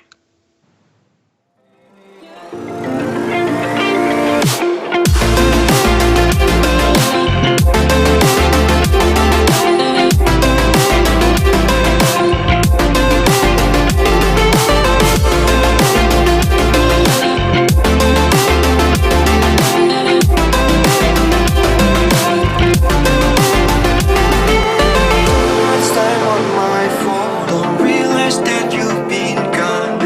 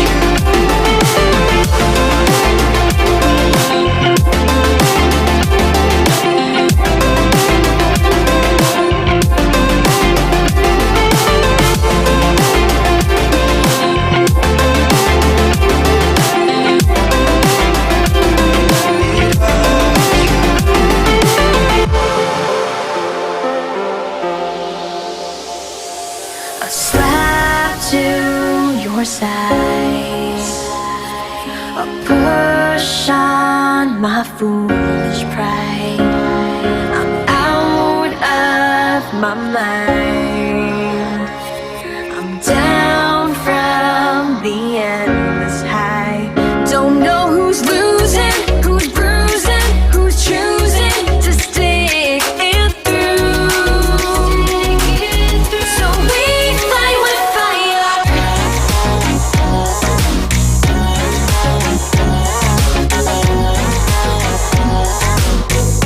Still on a wire.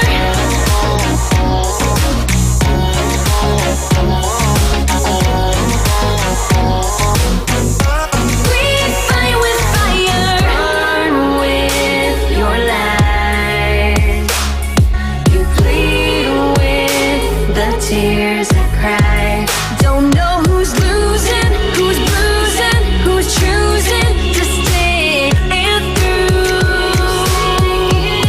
So we fight with fire.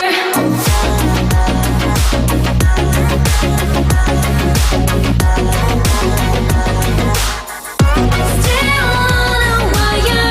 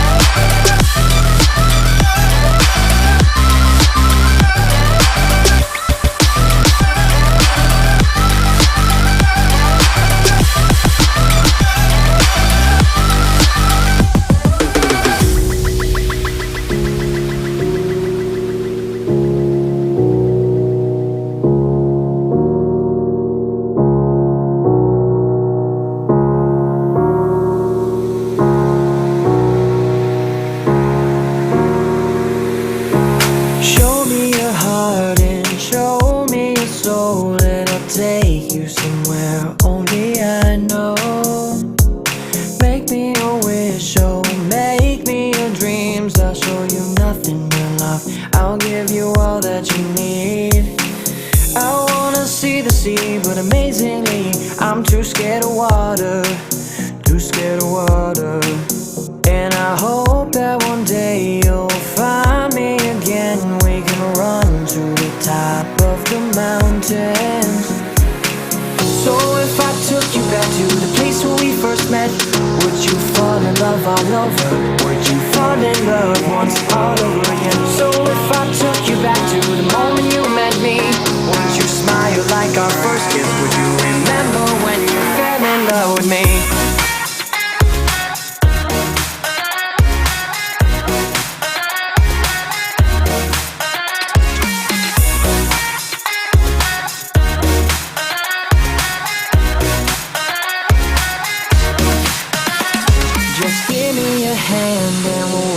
Far from here, away from curfews you have, and all those things you hold dear.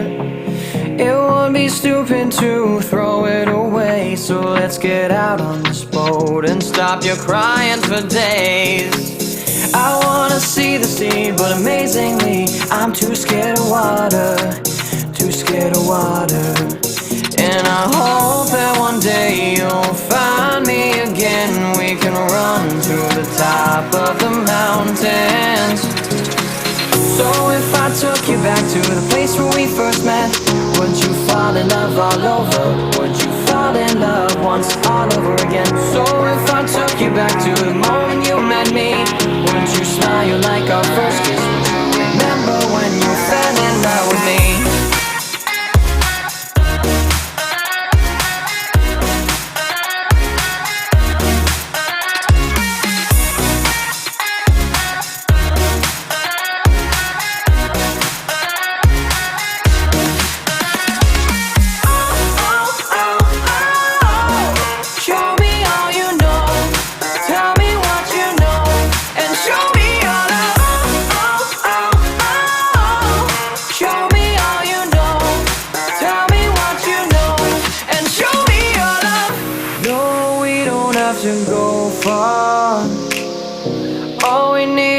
Try hard.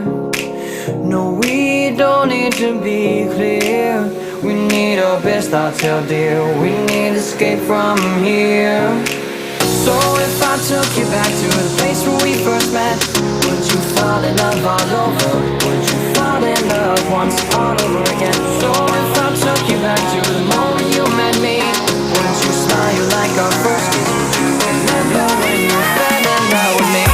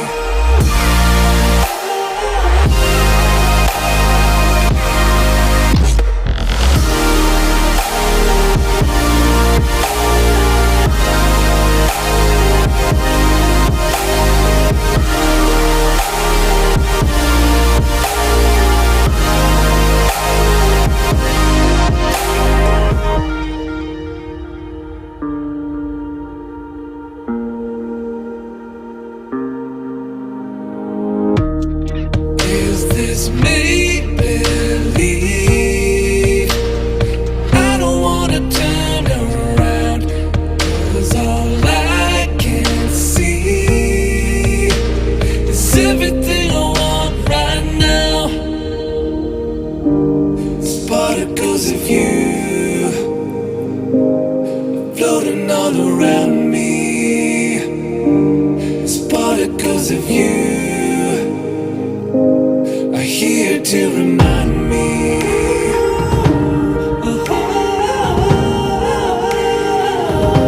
It's particles of you. It's particles of you.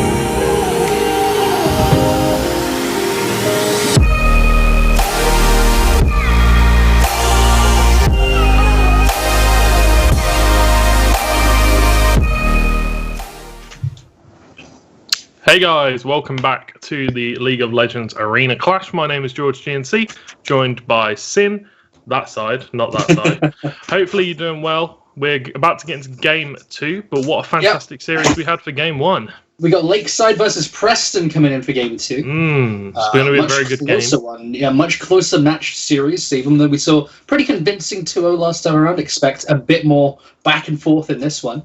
Yeah, so I'm pretty sure we looked at it while we was on break, and I'm pretty sure you said both teams are around plat level, combined all together. So yeah, it's going to be really interesting to see how this one goes. Hopefully we'll have a few more. Ready to go? Hopefully we'll have a few more hotly contested team fights. Maybe a few fights over Baron. Who knows? We'll see how that one goes. But what are your expectations for this one? I think some League of Legends will be played, and at least 2 Nexuses will explode. At least, yeah. You know what? That is fantastic. Top quality, Sin. Top quality, mate. But yeah, I mean, it's going to be an exciting game. I mean, you can't even predict that 10 champions will be banned in pick and ban. Last time I did that, somebody actually missed a ban. Oh, no. Like somebody clicked none. Somebody clicked no ban. And I think they just timed out. I was casting unofficial LPL and a guy just missed a ban. It was iBoy for EDG. He actually they had this whole interview afterwards where they said to him, "What happened with the missed ban?" And he just said, "I just said to my coach, I'll find it next time. Don't worry." Brilliant. I could have sworn, don't they remake games that kind of stuff? I mean, like that's if you actually like click on something and there's a bug, because there are some bugs with the client, and there's a referee over their shoulders on stage checking that they actually did lock in the right pick and it is just a bug occurring. Okay. But if there's no bug and it's just somebody can't find the pick, that's their own fault. They're on their own. Well, there you go. Hopefully that does not happen today, but we will be getting into game champ select shortly. We nearly had a game remade last week because somebody locked in a banned skin, I believe. Really? Yeah.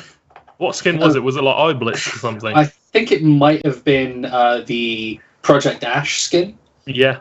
No, I think it was Marauder Warwick, actually. I might have been. Oh, all right. Grey Warwick, that was it. Grey Warwick. Grey Warwick. I know the reason why iBlitz is banned, but I don't know the reason for any of the other ones. Project Ash, it's just the hitbox is different to the visual. Oh, right, okay. What's interesting is on the LCS stage, it's not banned, but in almost every other competitive tournament, it's banned now. Maybe they don't have a problem with it. Maybe they're just like, they can deal with it. We're better than that. Yeah, we don't need to worry about Ash's hitbox not matching up. We just know where it is instinctively. Imagine a world where they actually fix broken hitboxes on skins so we could actually play the skins we liked. Like, iBlitz is my favourite skin. But anyway, it will be... in general, or your favourite Blitz skin? Sorry? Your favourite skin in general or your favourite Blitz skin? Oh, no, my favourite skin in general. Really? Yeah. I mean, it does have that kind of iRobot aesthetic. No, I just love it. I just love the look of it. I love the Q animation. I love the noises it makes. I just think it's a really cute skin. Man, that's the real skin. Super Galaxy Rumble's the real skin that you got to think about, man. Yeah, that is a pretty nice skin. I'm trying to think of any other skin that I might love, like what, like top tier skins. I don't think it's any of like the top ones. I mean, Super Galaxy Punishment Delivery Mode, man. That's the ultimate way to play. Yeah, true, actually. Very true. But Champ Select is here. Pandemic is the first one looking to hit a ban, and it's going to be Braum banned out. An interesting one. Definitely an interesting one. Not top of my bans. But Udyr banned out. Maybe some targeted bans here. Something that some people Udyr's don't know. been buffed, and I hate it. And it's a disgusting champion. Really? And it should stay out of my games. Oh, okay. Udyr is a champion that if he gets a kill, in the first few levels, he just insta-wins the game. That is true. That is true. He is pretty strong. I haven't faced up against him yet since his buff. Might have to play it myself. Who knows? Yeah, he just gets into your jungle, bops you with the E, hits you with the dot on his Q, and then you die. And then Riot Jats saw that completely uninteractive gameplay and went, how about I buff that? Fun and interactive. I'll tell you an interesting story, actually. My co-caster for FIFA, his main champion is Udyr. So we'll see how he feels about the game, knowing that. But the Scion is going to be locked in there for VG Pandemic and Renekton for Exodus. Sorry? Insecure player locking in the Scion first. That's always the most insecure thing you can do as a top laner. But there you go. Insecurities coming out for Pandemic. But Nunu and Willump is going to be locked in. I'm pretty sure Nunu and Willump's got quite a high % win rate at the moment. I'm pretty sure he's quite strong. So they've got a glacial synergy going for themselves with Nunu and Anivia now. Oh dear. We're not playing TFT, Sin. We're not playing TFT. Hey. But Hecarim and Orianna is going to be locked in. Hecarim's the first one of the Phantom synergies, so we got to see if we can pick up another one. There you go. The new Phantom champions confirmed for TFT. I mean, he would be a Phantom, let's be real though, wouldn't he? Yeah, he would. You are right.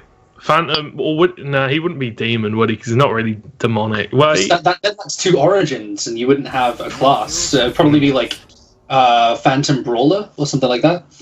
Would he be a brawler? I'm not sure what else you'd really throw him as because he's not a knight. I mean, yeah, true. I'm not really sure. I'm not 100%. But either way, what we're saying is a really, really nice team fight comp with some really hard engage from the side of Preston, I believe. So it's like the Xayah Rakan, you got the Rakan engage with the Orianna ball on top of it, and then a Hecarim running people through. This sounds pretty exciting. And on the other side, you got the Civitom Kench, so safe bot lane. They're looking to play through Nunu and Renekton to snowball the game, while Anivia and Sivir just allow them to wave clear out. Yeah, I mean, this Renekton's obviously a massive lane bully, and the Nunu and Willump has fantastic ganks early on with the big snowball. I'm a huge fan of playing Nunu and Willump. I think he is very strong at the moment, for me anyway. But yeah, I really enjoy playing him. I find it so amazing when we lock in Renekton now. As Renekton back in, say, like your Season 3, your Season 4, was known as like he was known as a pick that's kind of like the Lee Sin of the top lane. It's really good early, really good for the laning phase. The moment the laning phase ends, you're worthless. Yeah, pretty much. Changed with all these new bruiser items, all these new items that give both health and AD, the Titanic Hydra, the Spira Shojin, all these things that buff Renekton so massively. Renekton's a champion that scales really well into the late game. He scales really well into the teamfight phase. And it's not because they've changed his ratios, it's not because they changed much about the champion at all. It's purely just the way the items are built on him that has changed him from a pure early game carry into a guy who could be strong at any phase of the game. Exactly. I mean, I hate Renekton when he gets ahead. And to be honest, when you're playing against a Renekton, it's hard not for him to get ahead. He's just such a lane bully. He can dive you under tower as soon as he hits level 6. As a jungler, some of those champions, like you've played jungle as well, you must feel this. Is that you look at some champions like, I'd really love to play that if it was a jungler.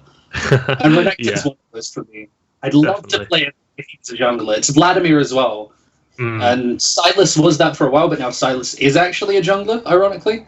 There you go. I mean, I'd like to play Sylas in jungle. I've done it a few times when he first. I did it a few times when he first come out. I thought it was quite strong. It wasn't ridiculous. It wasn't ridiculous. It was just a passive that really kind of drew me to it. I mean, you just walk into a lane and go, like, you use your ultimate on somebody and he goes, your ultimate ability has been seized by the state. Glory to Abstotska. And then run away. Oh, this guy. That's brilliant. Your ultimate no longer belongs to you. It's public property. Yeah, it's literally mine now. You're not allowed this. It belongs to me. State. Exactly. It has been seized, and you are no longer allowed to use it. I will be interested to see if it will be played in jungle, and it will be played in jungle in pro play. It will be interesting to see if they put that high priority on it. Today, in fact.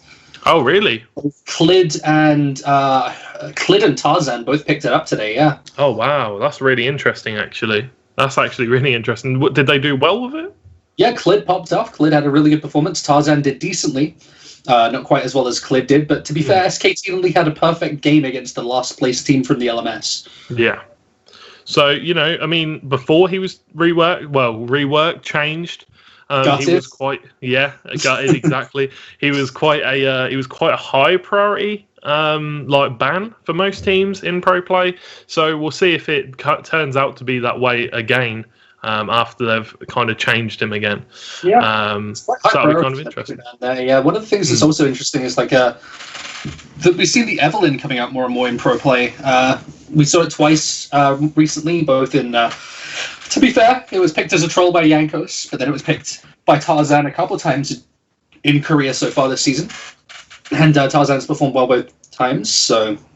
I mean, I know Evelynn's a divisive pick because me and Stan talk about it. It's a pick that I still love and he hates since the rework. Really? He used to be an Evelynn main before the rework, and now he hates it. And I've been an Evelynn all the way through. Yeah, you're an Evelynn main, aren't you? All the way back to like season 4, season 3. I've been an Evelynn main. I'm not a huge fan of the new Evelynn. I'm not going to lie to you. I don't really think it's that great. Obviously, if you're good at it, you know what it's doing, then you are good. But it requires a lot of know-how, I feel like. It requires 5 million IQ plays. Literally 5 million IQ, mate. Exactly. Literally You've got to have the quickest brain to play Evelynn. The big brain, like, you know. You've got to look like Megamind if you're coming in here. Literally Megamind, you know, the biggest brain around. This dude out here. You can't even see my hands, it's that big. But we will be getting into games soon. Enough about big brains and who's got the better Evelynn. It's definitely Sin, by the way. We will be hopping into game very, very shortly. But yeah, I mean, it'll be interesting to see how they can play around this. I mean, are they going to... I think they're going to want to play around the Renekton, right? Because it's the early lane bully. You've got Sivir, Tahm Kench bot lane. You're not going to play around that. That's just a lane that can sit there and do Even that. I know that. But we are now into game. The Invincibles are on the blue side, and the Leviathans are on the red side. So yeah, I am quite interested to see how this Nunu and Willem would do. It's one of my favourite champions, not just as in-game, like all the lore around it, the song that they made. I'm really interested to see how it would get on in this match. But also you've got to look to the blue side. That Xayah and Rakan is tasty. Yeah, it's the Xayah Rakan is going to be one of the big cruxes for the team. If it wins out lane, if it's able to get pressure, then the Rakan can roam around, you can get engages off. Because looking at this, Preston have a really good 5-man comp. But it's when the Lakeside Leviathans, they get the pressure topside, they can snowball through that topside. It's just down to the mid and bot to survive. It is indeed, and we'll see if they can do that. I'm pretty confident that they can have a decent time. I mean, when you can be devoured, you've got the spell shield there for Severe as well. I'm pretty sure you're fairly safe and you'll be alright to, not die in lane unless you get, a huge gank comes out. But I'm pretty sure they should be fairly safe. But the Nunu looking for the blue start. Obviously needs it for the mana. But we'll see how that goes. And the Hecarim starting at red, obviously. So both starting on the same side of the map. We'll see how they deal with that. Who's going to go for the blue side, the bot side Rift Scuttle. So we're seeing Nunu does have a pretty decent clear speed early on, as the Renekton not really getting much of a leash. The Hecarim rather not getting much of a leash and rushing directly towards his Raptors instead of going to the Krugs that we usually see from most junglers. So interesting choice of clear. We'll see how this turns into, because he hasn't got the Predator like most Hecarims do, a gank anytime soon. He's got Ignite over the Ghost as well. So really lacking in movement speed. Yes, an interesting one, really. No Predator, no Ghost. It's going to be difficult for him to, take advantage of the... How can you make Danny Phantom jokes if you don't say, I'm going Ghost every time you go into Exactly, but there's a bit of a trade going off in the bot lane. The Ignite's going to be popped onto the Rakan, and the heal's going to be procced as well by the Xayah. The Tahm Kench getting those stacks down, but not going to be able to get the third one. and the Devour, and it's just going to be a trade of summoner spells there. But the Hecarim is down bot side. The Tahm Kench just flashes away, you know. No need to panic too much, boys. The Tahm Kench got the flash, just respects it, and dips and dives away. But now the potential for a bit of a repeat gank, I guess. No flash on the Tahm Kench. So we'll see how it goes. See how the jungler wants to deal with that one. Yeah, we're going to have to see how later on if they can dodge, duck, dip, dive, and dodge around this Orianna ball, because one shockwave can really turn an entire fight on its head if you do land it on like this Sivir, because you can split him up from the Tahm Kench. Yeah, you can split the Sivir up from the rest of the members, especially the Tahm Kench. It becomes that much easier to kill her.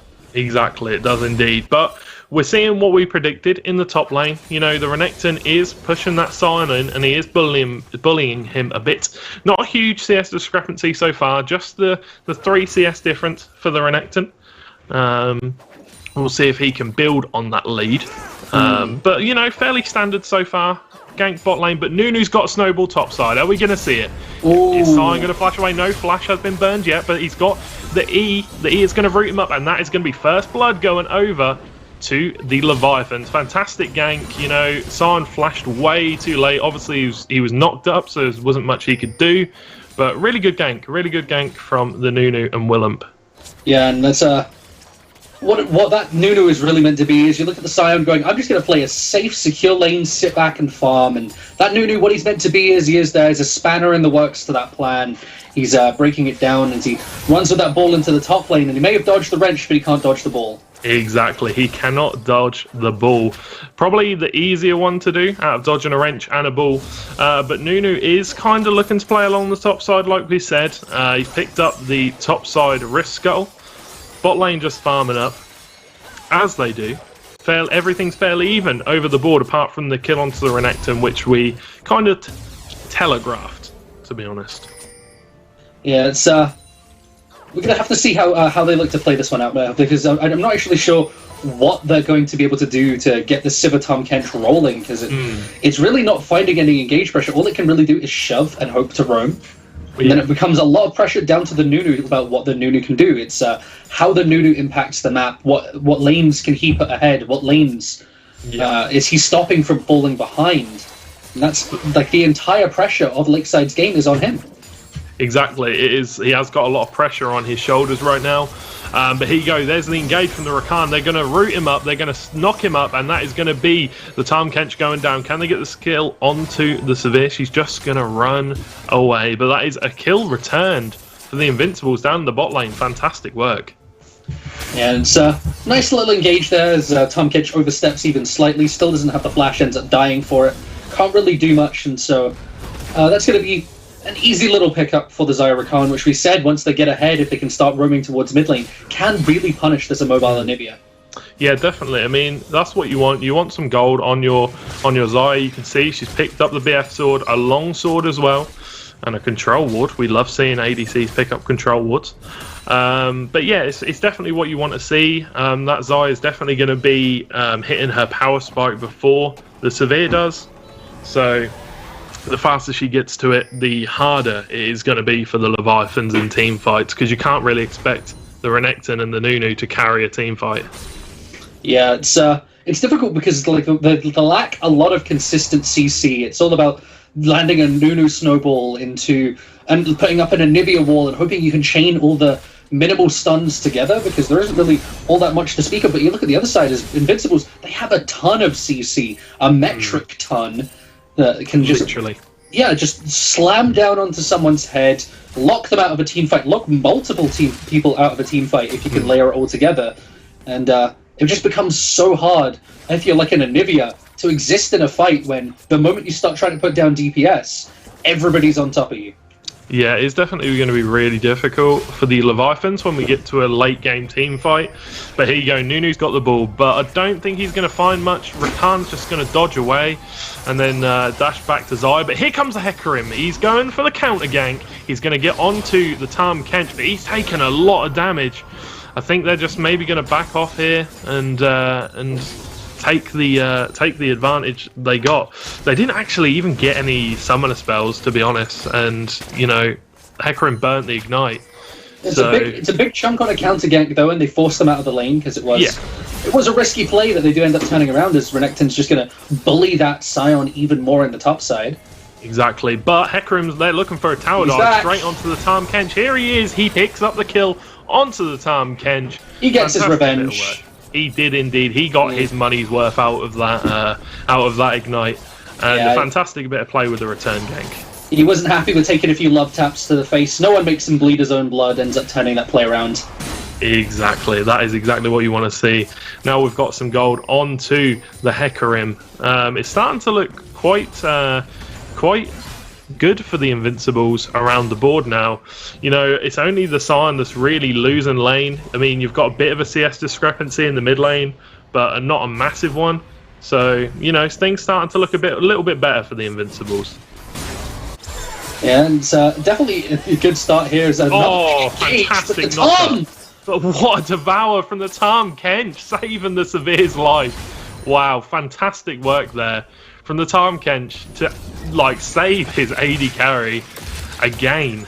Fantastic work so from the Tahm close. Kench. Just so minimal health from the Sivir dying there, and still barely gets out alive. I'm pretty sure he was on probably 50, 100 HP maybe. Not even. That was another tower shot. Still more gold onto the Xayah, and it's exactly the opposite of what we were seeing last series, as the Sivir was the one snowballing ahead. This time it's the Xayah with the kill. This time it's the Xayah with the CS lead and the tower shards as well. It's all stacking up. It's all in her favor. Yeah, I personally don't like Severe in these. I mean, but here you go, Renekton's diving. The Sion with the knock up, the flash away from the Renekton. And, you know, Sion just going to put easy outplay in chat there. Fantastic work from the Sion. GG no Re is just happily takes that one. There's going to be a free flash for him. Only 10 CS down, but despite the death, Renekton's really struggling to get pressure unless it's under that tower. Yeah, he's even gone for the BF sword early buy, and that kind of says, you know, I really want to go for you. I really want to dive you. It's the first component of the Spirit Shojin. Yeah. He's going to go every single time here. Yeah. That's all the components of it now, so only about 900 gold away from that item. Yeah, he's going to be able to just pretty much destroy any 1v2 the moment he presses R. Exactly. He is looking to destroy his laner here, but here comes the Anivia. The flash comes out from the Orianna. Good flash, good safe flash. And going to survive there. She is out of mana. There's not a lot she can do. But, you know, the Anivia can't really dive, not without any help, so it's just going to be a back from the Orianna. Going to miss on a little bit more CS, and, you know, the Anivia's building quite the CS advantage now. Yeah, and this Anivia is going to be able to get a tower shard likely as well here, so... Lakeside, they still have their advantages as well, top and mid still going decently, even if this bot lane is struggling. Definitely. I mean, look at the gold difference. It's not as huge as you think. But here you go. Everyone's coming down into the bot lane. But Hecarim is already here. That's a huge knock-up onto the Anivia. She's going to go into egg form. Here goes Nunu, channeling the ult. Gets knocked out of it by the Hecarim. It's a huge fight. Anivia's already gone down. That is a huge chunk of damage. But they are going to get the return kill onto the Hecarim. Severe's doing a lot of damage, to be honest. And I think they're just going to back off, look for the kill onto the Rakan. Are they going to get it? I think he's just going to dash out away to safety. Wow, that was quite exciting. Yeah, hotly contested back and forth, only ending in a 1-for-1 though, and with higher health bars, even though the jungler is dead. Indeed. Invincibles are going to zone them off with this dragon. Yeah, fantastic little team fight, skirmish, whatever you want to call it there. And only turning out to be the 1-for-1. A lot of summoners burned. But the Rakan dropped very low to dying there. So yeah, it was a really good team fight overall. The top laners just trading, having a little bit of trading, doing the dance of love, you could call it. The top lane is going to sit like this, where it's just a little bit of back and forth. But once we see that Shojin completed, once we see the Renekton able to use an empowered W, and the way that Shojin works is if he ults, then gets an empowered W, it gives him 60% of his basic cooldowns back instantly. That is ridiculous. But you can already see that he is absolutely clobbering this Sion. Does so much damage coming out. And even the Severe is now chunking damage with her Q. She is doing a lot of damage to Xayah and Rakan. And that is a lot of damage that can come out of the Xayah Rakan here. but it's still a little bit too early to see them hard carrying when you're looking at like a Renekton who's going to have a Shojin completed for team fights. You're looking at a Nivea who's getting this CS stacking up for it as well. Unless you can find a really solid engage, it's going to be so difficult for this Xayah to put down that DPS. Yeah, exactly. It's going to be difficult for her because, they can get that Renekton can get onto the back line and he will get you. He will get you. And he wants to get you as well. And it looks like they're doing the Rift Herald right now, the red side. Yeah, because they got this massive top lane advantage. They're able to, but they're looking down bot here. Here comes the quickness. Severe flashes away. It's a good flash. Traded for the Rakan ult. And, maybe they'll look to put some pressure on the tower. Maybe go for a dive like they did last time. But I think they're just going to go for the dragon. Yeah, this Cloud Dragon, wow, it's actually a Cloud Drake in the perfect situation for one, where you have a team that wants to be rotating around the map, making engages, but the TP from Renekton coming in. Yeah, the red side do not want to give it up. That's a huge knock-up from the Rakan. The Severe is still on the back line, but she does not have any mana at all to throw out anything. And I think this is just going to be the Tahm Kench dying, but no! Rakan! Oh, wow, he just almost gets away. But the Anivia auto attack, I think it was, taking him just over the bar, and he is going to see the black and white screen. But a lot of trading going on in the top lane, and to be honest, this Sion is definitely holding his own. I think he might want to go for this here. Oh, that was huge healing. Can he turn it round? This is just absolute manic. Oh, the double dash away, the flash forward. Pandemic is going to get the kill onto the Renekton. Fantastic fighting in the top lane. That is a slobbernoga. And you can see how much this item does when you can see the Bramble Vest completed for Pandemic, how much damage he's getting, how much the reduction on healing is doing for him. And until Exodus now has that Spirisogen, which will help, he's going to struggle to win that one out consistently. Yeah, definitely. I mean, Sion's building the Bramble Vest, he's going to look for the Form Mail eventually. Also got the Bambi's Tinder as well. So he's a tanky boy, he's a big old beefy boy. So, we'll see how he gets on, because that extended fight there really did well for the Sion. I don't know whether that was because of the Bramble Vest or what, but... Oh, 100%, yeah. The reduced healing on Renekton, the fact that every auto was damaging him as well, on top of the Brahmi's Cinder, it was too much for him to bear. If you see him go in with ultimate there and having the Shojin available, he's just going to destroy him. Yeah, it was really, really good fight. The Sion did really well, but I feel like the Renekton probably should have backed off way sooner. Yeah. Maybe just mid-read the situation a bit. But the bot lane just clearing out some wards. Jungle is farming up, looking for the next opportunity to go to. But, this Anivia is already dealing a lot of damage. She just half health that Orianna in, one combo. So yeah, and the Orianna, what she does is just walk into the lane, use her entire mana bar to shove the wave, and then has to recall, so she loses a bunch of tower damage trying to save her tower. Exactly. It's a bold strategy. We'll see if it pays off. Yeah, I don't know if it will pay off, but at the moment we're seeing it as a 20 minion discrepancy for the Orianna, so it's not looking too good. But if we look to the bot lane, this Xayah has built up a huge gold lead, a 40 minion CS lead almost against the Severe. Yeah, and crazy stuff. Really big lead. Yeah, this has been the pressure that they've had of the engage of Xayah Rakan at almost all times. Is now the Rift Herald's being dropped mid. Yeah, this is pretty much it for the Orianna. Definitely. I mean, it's very close, but here comes the Nunu. He's got the ball and he's going to knock her up. He's going to bite her. That's going to be the Orianna going down. Now they're looking to the Hecarim. Can they get the Hecarim? That's the Nunu ult. And it's not doing enough damage, but they do trade junglers. And the Xayah actually picks up the kill on the Nunu there, but they're still fighting. They're all fighting. The double kill comes out for the Anivia, and the Rakan is all left alone. They're going to pick that kill up. Unless he can dash away. Is he going to get away? It's going to be close. They do.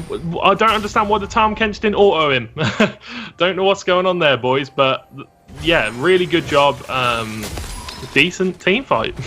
Yeah, they get 3 kills for the 1, and they're able to break open the mid lane tower. In the meantime, Lakeside well and truly back in the game as they shoot out to 1.5k gold, just a 500 gold lead rather, where they're able to finally get some control now, as they've been struggling so much bot lane the whole game. They've been struggling because the fact that The Tom Kench has been singled out time and time again. So now with the opportunity to make some plays and push some vision deeper from the fact that they killed that mid lane tower, hopefully Lakeside, this is a bit of a renaissance for them.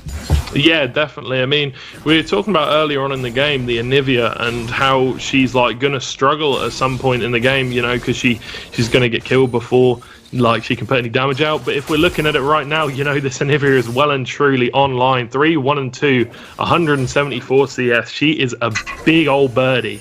She is looking big at the moment, and the red side looking to set up some vision maybe for the next dragon to come up. Yeah, and so the Anivia just able to pretty much clear 1v2 here, and even though she's got pretty much, well, the second slowest base movement speed in the game, behind unmounted Kled, she's still able to get away from that engage. I mean, she's a big old bird. She is a big old birdie, and she is... She's a slow big old bird. That's the problem with being a big old bird. But the you're going to be a little bit slow. Thing, and there's another one hopefully coming up soon.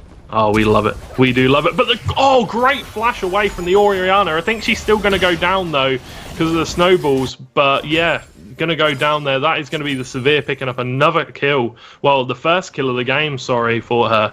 And she's looking to get back into this match. This is a very, very close game. Yeah, and still so back and forth as Lakeside and Preston. This one could go all the way to 3 games as we're seeing such a closely contested game one. No one knows who's going to win this one. Fantastic, but the Hecarim definitely looking to contest this Infernal Drake. They want it, but they're turning. And the Nunu, the quickness. It's going to get everybody. Everybody's getting charmed here, but that ain't going to matter. But the Nunu takes the dragon away from the blue team, and that is going to be a kill for the Anivia and a kill for the Severe. You know, the red team are looking very good at the moment, but a huge blade caller from the Xayah to kill and take down the Severe. I think that's a 3 for 2. 3 for 2, that's yeah. Very good trade. With a slight advantage from the fight, but they get the dragon as well, and they're going to get some more push on the mid lane tower, so they're doing pretty decently for themselves. Still Renekton struggling to win out the side lane as Sion, ultimate farm safety. Sion is doing a great job of farming up. You know, he's actually got a CS lead against this Renekton, and he's got a kill up on him as well. When we were saying, you know, it's going to be pretty much impossible for this Sion, but he's got tanky enough, so this Renekton cannot even do anything to him. He used the Bramble Vest window to punish Renekton really hard, and we never saw Nunu come back up here. So it's just gotten to a point where Renekton's really going to struggle to kill him. He doesn't really have the black cleaver that you were used to seeing from him. Yeah, so, exactly. Because he's gone for this Spirit Shoujin route, it's really strong for fighting on the rest of the map, but it's not so strong for fighting 1v1 with the enemy top laner right this second. So he needs to try and find a way to get out of this top lane, try and get to the rest of the map. Yeah, he really needs to try and get out of this lane and phase soon, because, you know, the whole point of picking this this Renekton was so it bully the top of a top laner, and actually Sion's bullying him now. And Hecarim's coming topside to give him a hand, you know. They can definitely dive him. He's got the armor stats. He is hanky enough, and they're just going to try and focus the tower. But the Renekton's going in on the Hecarim. He ults away, but the rest of the team arrives, and the Nunu is going to take down the Hecarim, and now they're looking for the Sion. You have overstayed, Sion, my friend, and you need to go back to the fountain. That's going to be a double kill for the red team. But it's still more fighting going on in the bot lane. Oh my god, the 1v2! The 1v2, the double kill comes out for the Anivia. Oh wow, fantastic work from the red team. Overall, take down 4 members in a split fight and a 2v1. Can you ask for more? And now this is going to translate to a Baron for the red team. And Lakeside, they do turn it on when it gets to that mid game. You can see on one side they lose the tower, lose on the play, but they win on the other side of the map. They find a double kill top. They find a double kill bot, and it suddenly opened the game wide for them to take a few towers in a row, snowball this one ahead, as you see Nunu doing just that in the top side. Yeah, Nunu has really done a good job this game. He's gone to the correct lanes, he's got the ganks off. I thought you were just to say yes, Nunu does have snowballs. Yes, Nunu does. I was actually going to translate to it, say he's done a fantastic job at snowballing the rest of the team, and now this Anivia truly is popping off. With that 2v1, you know, it was really good work.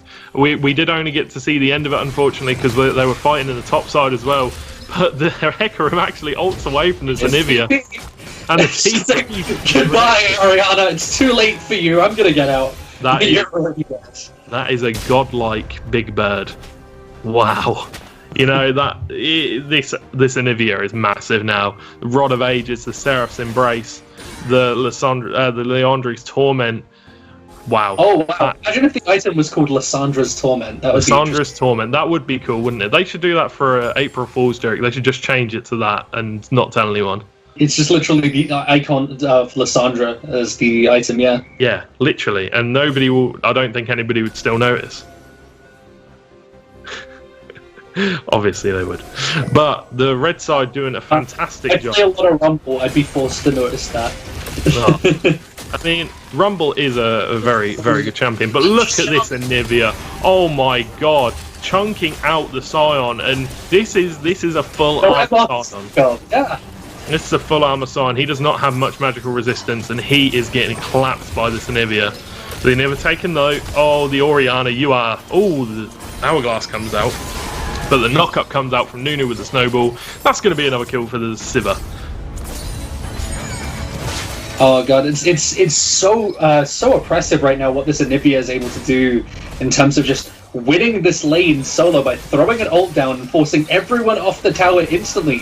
Because what you can do, you can ult one side, you can wall the other. What the hell are they going to do about it? You know what? There is nothing you can do about it. There is absolutely nothing. And they are going to take this inhib tower, and they're going to take the inhib as well. And you know, I don't really know what to say to the Invincibles right now.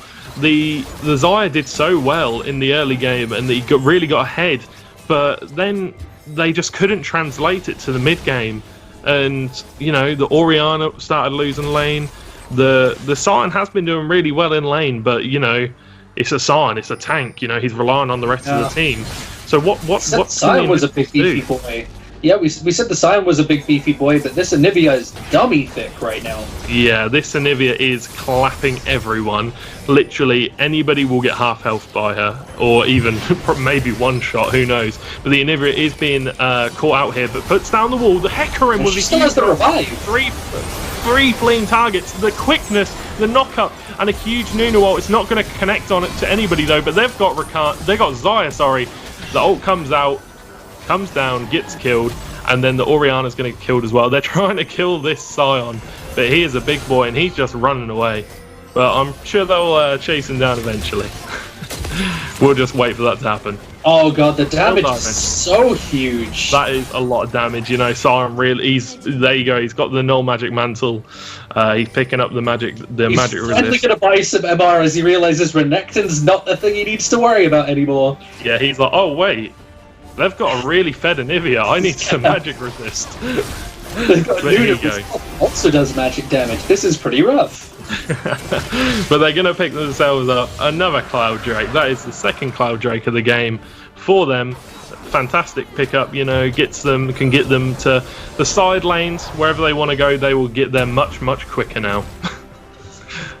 And now Renekton has the Black Cleaver as well, so even he's going to have an easier time beating the Scion. The Scion's slowly getting outscaled, slowly, I say, because we're getting some crit on the Sivir. We haven't seen, like, a Lost Whisper item yet, which would really turn it. Instead, she's going directly for that Infinity Edge. Yeah. So, what are we going to see come out for the Renekton next? What item are we going to see? Do you reckon it's going to be... No, go ahead, sorry. Sterak's Gage. Ooh, Sterak's Gage. Yeah, that's going to be the next item for him. He's already got the Durham's Fists. He's going to turn it into Sterak's Gage.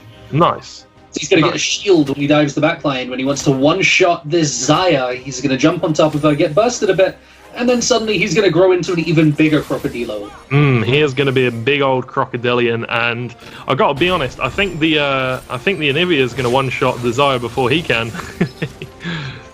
Yeah, it's more so that like the Anivia can just shred the front lines, dissuade engages completely. But when you need hard engage from your own team, it's down to the Nunu, it's down to the Renekton, and they need to be the ones pulling the trigger here. Definitely, they do. It very slowly. Yeah, that's all they've got to do. They've got to play it. They can just play it slowly. Wait for the next Baron buff to spawn. Go pick that up, because I doubt the Invincibles will really be able to fight it. And then just like split and take the win that way. Take the slow approach to things. You don't need to rush. And you can see Anivia in that side lane. She 2v1'd earlier, and she's a very safe split pusher against that Sion, who doesn't have very much MR still. Oh, they're waiting for this Baron, though, because we know how much damage Anivia does to that. She just throws her R down, and yeah, we'll see the damage stat. It's going to rack up over time here. Yeah, I would be interested to see the damage after the game of how much damage this Anivia actually did. Look at that damage. They are absolutely burning. He does 500, yeah. The thing is, but here comes the Hecarim. Bit late to the party, buddy. Bit late to the party, but here you go. They're going to try and get the follow-up, but Sion ults into a wall. It's not really going to matter too much. A huge ult comes out from the Orianna, but a knock up onto the Nunu and Willem. The blue side are just trying to get away here. They do not want to fight this. So looking at a flank from Renekton. No, maybe. No. It's now these super minions bounding down on the bot lane. It's going to force them to back away, and this top lane tower is not long for this world when you have to see so many members respond to the bottom side. That's going to be a lot of damage going on to the bot tower, and I think they actually just took that one of the Nexus towers there. I think they just took one of them because of all the minions they had. But Renekton's now mid lane looking to pressure that mid inhib. I don't know if they're going to get it or not, but they're going to get the top one. They do get the mid inhib, and now they're going to just focus on the actual inhib side of the inhib tower. Yeah, they're going to get the towers on all sides. They're just cleaning this one up, which shouldn't be too long from this game ending. And Lakeside, they started off slowly. They struggled a little bit, but when they turned it online, well, it was well and truly over. Here you go. They got the quickness and the knock up onto the Severe, but buddy, your team isn't with you. Honeybun gets another kill onto the Rakan. See you later. And there's another kill onto the Xayah. And this Sion, I think, is just going to get run down here. Lots of damage coming out. The Hecarim gets eaten up by the Tahm Kench, and this Sion's lived quite a bit longer than I expected him to. The last inhib is probably going to go down. They are just going to focus down the Nexus, and that is going to be game going over to the Leviathans to take match point in the first game. Game point, yeah. Game point. That's the one. Even after the Zyrakan started so well, it ends up being 11 towers to 1 at the end of the game. It was actually pretty convincing. From the side of Lakeside, once they turned it online, we needed to see that Anivia scale into the game a bit. We said they needed to just survive the early phases with the lanes, and that's what they did. Once they got to a point where they could fight on objectives, the Nunu was running in, they were finding fight after fight, and these sieges, when you've got an Anivia that's that far ahead, became nigh impossible to defend. Yeah, I mean, it was really difficult for them. Like, I don't really know what to say. They did really well in the bot lane, getting the bot lane ahead. They did a great job there. They were denying the Severe and Tahm Kench. They didn't have any engage. They didn't really get too much of a lead on top side, which we said that was their like go-to win strategy. But you know, it doesn't matter because they've got an Anivia, and that Anivia popped off. And the Anivia would have been my player of the game that was able to 1v2 play so aggressively when the team needed. Definitely. And just provided everything that you really need from the that mid laner there. It's just existed in a side lane when you needed them to, held mid, just didn't die in lane even when you're playing such an immobile champion. And full credit, that showed a really high mastery of the champion. I don't expect to see the Anivia come through again without that being banned away. Yeah, definitely. I feel like they'll probably just say, you know, we definitely don't want to play against that one again. Ban the Anivia away from him. I'd like to see a different champion come out other than Orianna. It was a difficult game, excuse me, obviously, because the Nunu was just absolutely going to town on this Orianna. Not a lot he could have done. But yeah, I'd like to see a different champion come out, you know, and maybe him show that he has the dominance of the mid lane. Yeah, and so the Orianna really struggled to have much of an impact there. Even when you've got a matchup that you should be able to bully out during the early phases, couldn't really do so. Ended up even in CS, ended up being pushed under the tower for a while. Once the level 6 was hit, just couldn't ever fight. And really, I loved what the Anivia was showing, where you could just use the wall, because what happens when you use the wall is a champion's forced to auto path around it. So if you click behind your tower and the wall comes up, you'll always path a certain way. And if you put your wall down, and a proper Anivia main will know exactly where the AI will take you from there, and can predict their queue accordingly. So if you don't react quick enough and you don't change direction, you end up getting stunned automatically just from the wall placement. Wow, I didn't actually know that. Thank you very much, then. That is something new that I have learned today. I do learn a lot when I'm with you, though, as you are clearly the superior player. But what a fantastic game. There's not really much to say apart from well played to the Leviathans. Did a great job. They did a great job wrapping that one up. Will be interesting to see if the opposing team can do anything in the second game to come back out from this one. Yes, we're going to actually head to a quick break for now, and we're going to come back with game 2 fairly shortly. There we go. I'll catch you guys in a bit.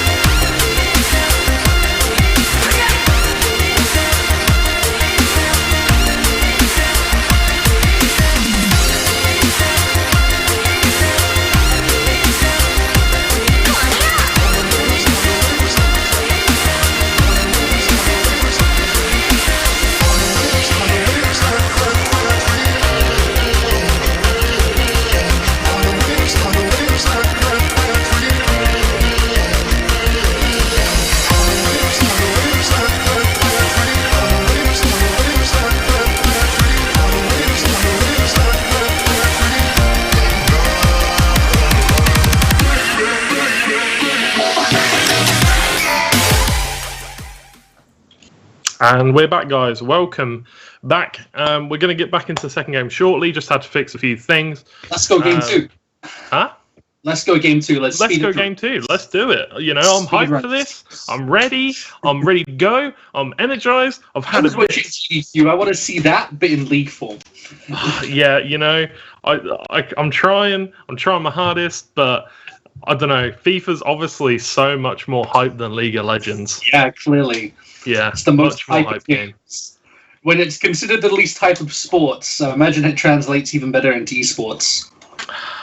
Feels bad, man. Dude, we're up and coming, all right? We're up and coming. We out here trying our hardest. It's like when League first started. It's forcing every team to get an esports division to play in FIFA.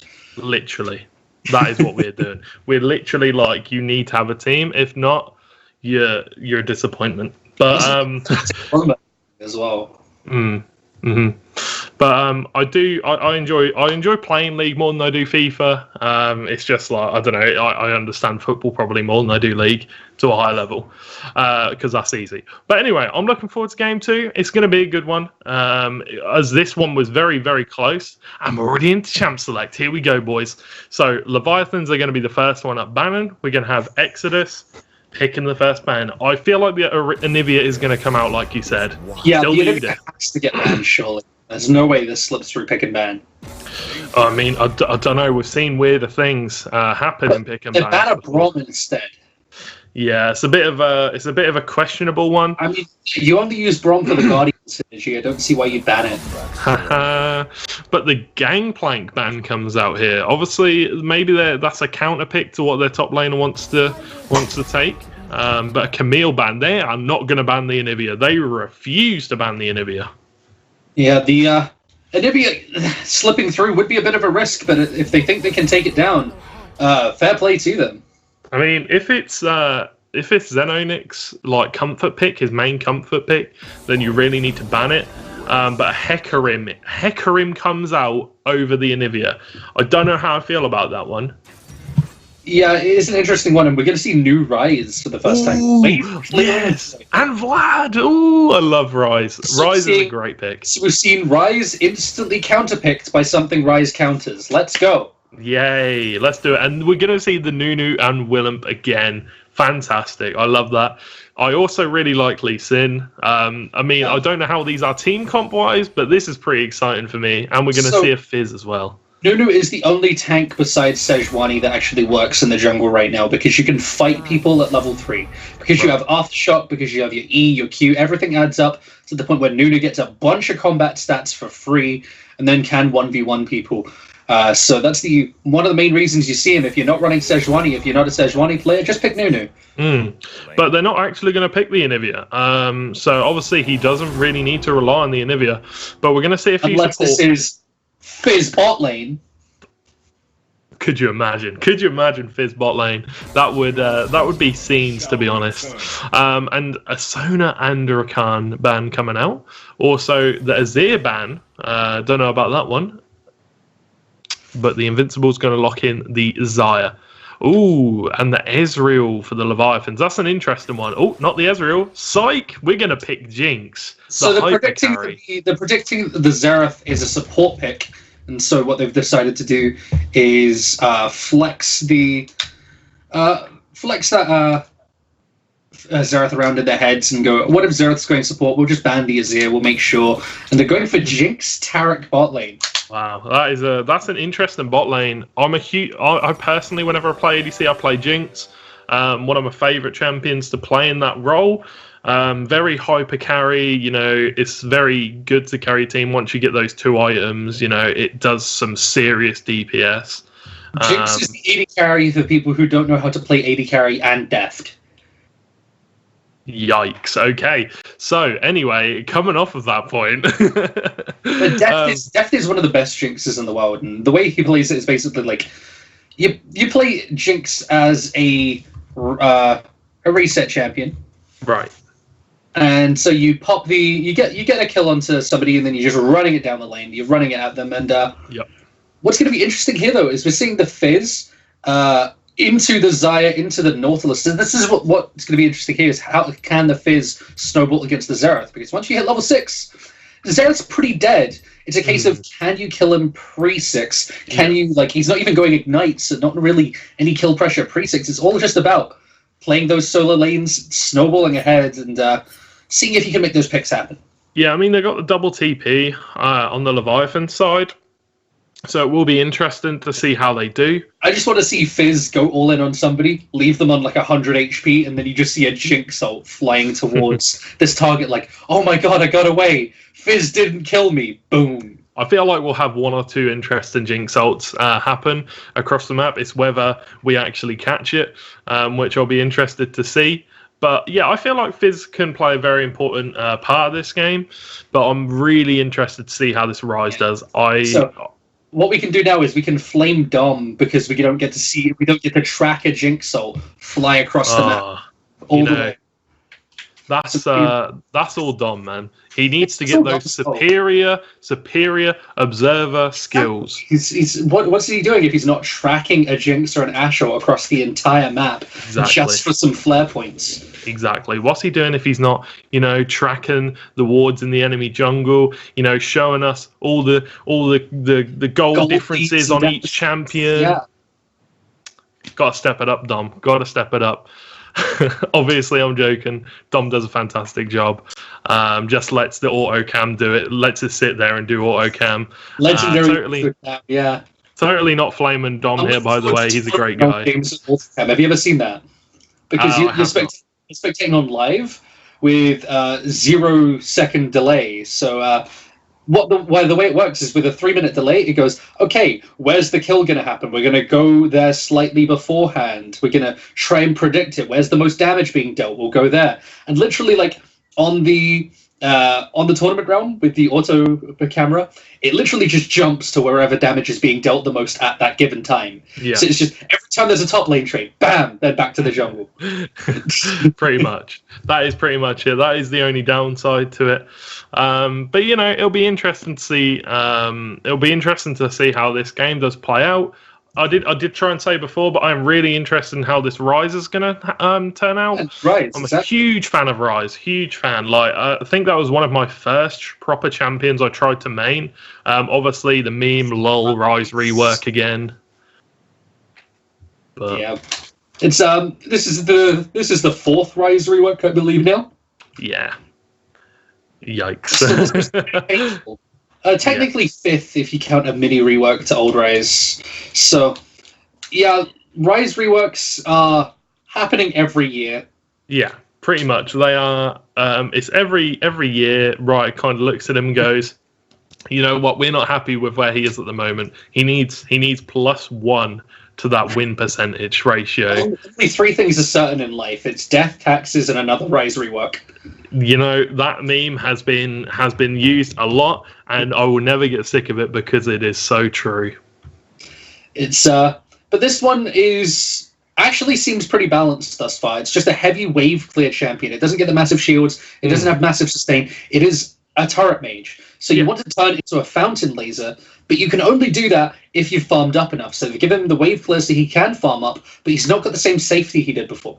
Yeah, I mean, I still feel like he can 1v5, like, late game, once he gets all his items. I feel like he's still got that kind of fight potential. Obviously, without the shields, it does become harder. But with the away bounces... That's the only way he was winning those fights consistently was the fact that he was getting 3-4 shields off in a fight that are all 400 HP. So he's getting an effective extra 1,600 health every single fight. Yeah, I mean, that is true. That is true. I'll give you that one. But we are now going to go into game. The game has started. Everybody's bot side for the red team. Or when they're looking for the Jinx. The Jinx is he going to know? Is he going to know? They're all going for it. They're all going for it. Is somebody going to flash Nautilus, flash? Oh, the flash from the Jinx. Happy to just blow that flash at level 1. If the Nautilus decided to flash hook, that was almost certainly a kill. Yeah. Instead, just chooses to hold onto his summoner and instead try to blow the Jinxes. Yeah, I mean, there's no point in flashing there because the Jinx could always flash over the wall. So that was a good play. Me being me, I was just thinking flash forward. But yeah, that was a good play by the Invincibles to get the Jinx to blow the flash early. Obviously, it's quite early in the game, so it's going to be hard for them to translate it into something because it's so early in the game. But we'll see. We'll see if they can get an early gank down bot lane or something like that. We out here looking like the UKLC right now with no scoreboard, but we're going to try and keep updated as best we can all the same. We don't need the scoreboard. We track it ourselves. I can tell you exactly how much CS. So once Nunu's done this red, he will be on 3 CS. Fizz is on 1 CS. That's so sad because you're wrong. It's 4 CS per jungle camp. Oh, you know what, dude? I'm out. I'm out. First prediction, it's wrong. Oh, I'm so sad. I'm leaving. I'm not good enough. All right, but here you go. I talked about an early gank down bot lane, but it is for the blue side, and they're going to pick the first blood up. Okay. First blood for the Jinx. So I was expecting Lee Sin to come down, but he started top side, and actually the Nunu with the early gank, fantastic gank, picking up first blood for the Jinx, getting that lead. And just as quickly as it began, it ends, and Jinx is able to clean this one up. First blood for her. Got a decent CS lead as well to the Taric. I'm looking forward to this because Taric's going to be able to keep her pretty safe and keep her healthy as well. So they don't really have to worry about the poke, and they've got the ability to dissuade this hard engage by popping that Taric ultimate at level 6. It means the Nautilus isn't going to be anywhere near as effective. Yeah, I feel like now at this point, if they can keep getting this Jinx ahead, and the Taric's going to keep her ahead, this Jinx is going to be absolutely terrifying. Come like 15-20 minutes in the game, it's going to be one scary Jinx to deal with. But here we go, we've got a skirmish, and Nunu's found Lee Sin on his blue buff, and it's going to be a close fight. But the Nunu flashing away, had the Fizz there to help him. Surprised the Lee Sin didn't choose to follow. Yeah, and Fizz was on his way, so his mid laner pinged that Fizz was missing, therefore he doesn't chase afterwards. Good little bit of communication. That's one of the biggest differences you'll have between this and any other high elo game. The players are actually in the same call, they're all communicating, they know when players have gone missing, they know when, or at least they should know when somebody disappears on the map, and it makes for so many more strategic plays opening up because they know, like, even just there's a ward in top try is something that changes entirely how a jungler will play the lane. But Vladimir didn't see the Nunu, spotted on the Rift Scuttler, and Vlad might take a death here. He still got the flash, though. He burns the flash. That is a good one. He didn't land a single snowball. Didn't he not? He didn't land a single snowball there. He had the E, used all 3 charges of it, missed all 3. That could have been a kill if he landed one. But here we go, Nautilus. He's tanking up a lot of damage here. That Aftershock doing him a lot of work, and the Taric's so close to dying, but he can't get the last auto attack off. Not willing to flash forward for it. He knows the Jinx still got the heal, so he decided not to flash for that one. Yeah, and instead it's just going to be the flash and the heal burn, this time from the Taric. Although the Jinx still doesn't have hers from earlier, it means that if they're looking for a play around level 6 with these flashes down, they really need to be trying to set that one up quickly. But here's a snowball down the lane. That's a big snowball that's going to knock up the Nautilus. Are they going to be able to get the kill on him? They are going to pick up the kill eventually. Oh, look at that massive shield for the Nautilus. In comes the Lee Sin. They get the root on the Jinx, and they do pick up the kill. And the TP is coming in. It's a double TP. This is a double TP we're talking about. Fizz picks up the kill onto the Nautilus. Xayah goes and gets a double kill. This is fantastic work from the Xayah. Can she keep it up? No, she's going to be shut down by the Ryze. The Ryze picks up a double kill. What a fantastic double TP coming out there for the Preston. For the Leviathans. It ends up being all 3 members looking like they fell down for the side of Lakeside Leviathans, but they clean it up. They get 3 in response. Even if they do lose a couple of minion waves, it's still worth. They still get these kills onto the Ryze, onto the Fizz, who can snowball ahead so effectively. So yeah, now we have to see what they really do with good advantages that they built up. Fantastic work there from the Leviathans. Like we was talking about it in the pre-match lobby. You know, they don't have the Ignite on the Fizz, but they have the double TP. They're gonna go for this bot lane, and they're gonna get it ahead. But you know, unfortunately, the Jinx did drop, so he wasn't be able to pick up any of the like assists or even kills on that one. But the Ryze is 2-0-1 now, so he's really getting ahead and did not lose much CS on this on the TP, which is really good. But the Lee Sin now, yikes! Yeah, it's unlucky there from the Nunu trying to do the dragon. That's what you want to call it. Yeah, I mean, he probably should have called his teammates over there. But maybe he was saying, I've got my heal, I can do this. But little did he know, he was he even on a ward? No, he just got spotted by the scrying orb. Ah, okay. That's why he tried to scarf her instead, just ran back and forth in place. Not really sure where to go, and ends up being picked off by the Lee Sin. Yeah, maybe just a bit unlucky there. Not really too sure what to do, kind of thing. Maybe just a little bit worried. But here comes the Lee Sin that we were talking about. The stun comes out, doesn't connect with anybody, and they will get the pickup on the Taric. UK scene 3-1-2 now. Great work. Again, a very close game so far, and they're now looking to turn that into the Infernal Drake. But I love when all my kills on my team are on Lee Sin. That's the perfect situation. Don't you love it? But, they're not going to be able to do anything here. Nautilus tanking it up. Lee Sin going for the Jinx. Not really got enough damage to do that. She gets the shutdown onto the Lee Sin that we were just talking about. And the Nunu going to get taken down by the Nautilus there. I'm so glad this Lee Sin had all the kills so he could give over that shutdown. To the Jinx. Yeah, to the Jinx, who's snowballing even further now. Exactly. This sounds great. This Xerath has absolutely no mana. Oh, now he's got a little bit more due to the level up, excuse me. But, hasn't really got anything to burn any spells here. So probably needs to go back instead of trying to siege this tower.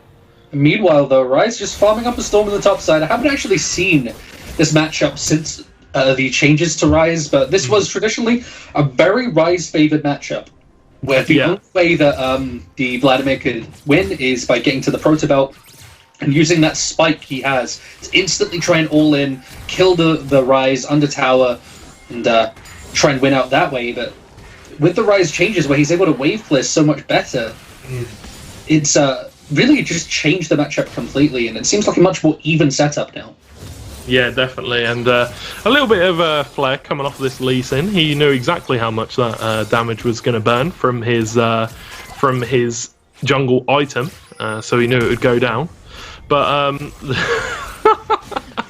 the Nunu comes in, just strolling casually into the lane with that massive snowball. Oh, hiya, dude. Hi, Xerath. How you doing? I'm just going to walk straight past your lane and just take. He was just using the snowball for the movement speed boost. I have no clue what you mean. Exactly. And a bit of a strange one there. But again, in the top lane, it is literally a farm fest for this Ryze now, and the red team looking to try and pick up this Infernal Dragon again. It didn't go well last time. Is it going to go any better this time? We shall see. The Nunu looking to try and go in, but they're getting collapsed on. The red team are getting collapsed on massively here, but do they have any damage to come out? They need to start hitting some of those targets. The Fizz going to take down the Lee Sin, and the Nautilus is going to pick up the kill onto the Taric before he can even get the ult out. I don't even think he's level 6 yet. But double kill comes out for the Xayah. Fantastic 3-4-2 pickup there. And they're going to look to try and get themselves a dragon. Oh no, Nunu, so close. Didn't have smite up in Q. That was his plan. Gets the smite, doesn't get in range of the Q before he goes down. That was so unlucky. I actually feel quite bad for him there. Oh man. Oh, that is a feels bad moment. And now the Xayah's really far ahead. We're looking at the Xayah now 4-1-5, snowballing pretty decently. As we were talking about getting the Jinx ahead, but Jinx really sitting behind the opposing AD carry right now in terms of farm, sitting behind in terms of damage, and it's going to take a while for her to catch up. Yeah, exactly. And I mean, although the Leviathans, I would say, would you say they have a better team fight than the Invincibles? It looks personally to me like they've got a very decent team fight. You look at Lee Sin, and it's like, yes, you may have a Ryze, you may have a Fizz, who, they're very much more single target, even though Ryze does get the bounces. The bounces don't do damage anymore, so they are very much more single target. The Lee Sin is ultimate single target champion. Unless you're literally kicking a tank on top of the enemy AD carry, it's pretty irrelevant what the Lee Sin will be doing at that point. So it's essentially going to be 5 champions versus 4.5 by the time we get to that phase of the game. Well, there you go. You heard it here first, folks. But the Xayah needs to probably going to need to carry this one. He's got a lot of damage and gold onto him already. You know, he's got the CS lead. He's got the gold lead massively. So we'll see how he can do. The Fizz will need to try and blow him up, but again, the ult will come out just to dodge it. So I'm not 100% on how this one's going to play out, but look at that damage. Just from the 3 or 4 feathers, absolutely doing half health damage to that Jinx there. And the Charm in the Waters comes out from the Fizz. He does not have enough damage, dodges the stun. And yeah, just not enough damage yet from the Fizz. The ult comes out from the Xerath, and fancy footwork from the Fizz. The flash comes out from the Taric. The ult comes out, but it's not going to be enough to save him. Just a little bit too slow on the ultimate. But they're looking to go in again. This Lee Sin with a Q's UK scene. And there's the root. Is he going to go in? He isn't. It's actually the Lee Sin ultimate kicking the Rise. The flash hook from the Nautilus, and he picks up the Taric. What a fantastic bit of play there. The Xayah picks up the kill. Nunu just soaking this wave up top lane, but really well played from the red side there. And Preston, they're snowballing this one ahead. It's looking really difficult for Lakeside to come back when you see the Xayah so strong. So strong, dealing so much damage.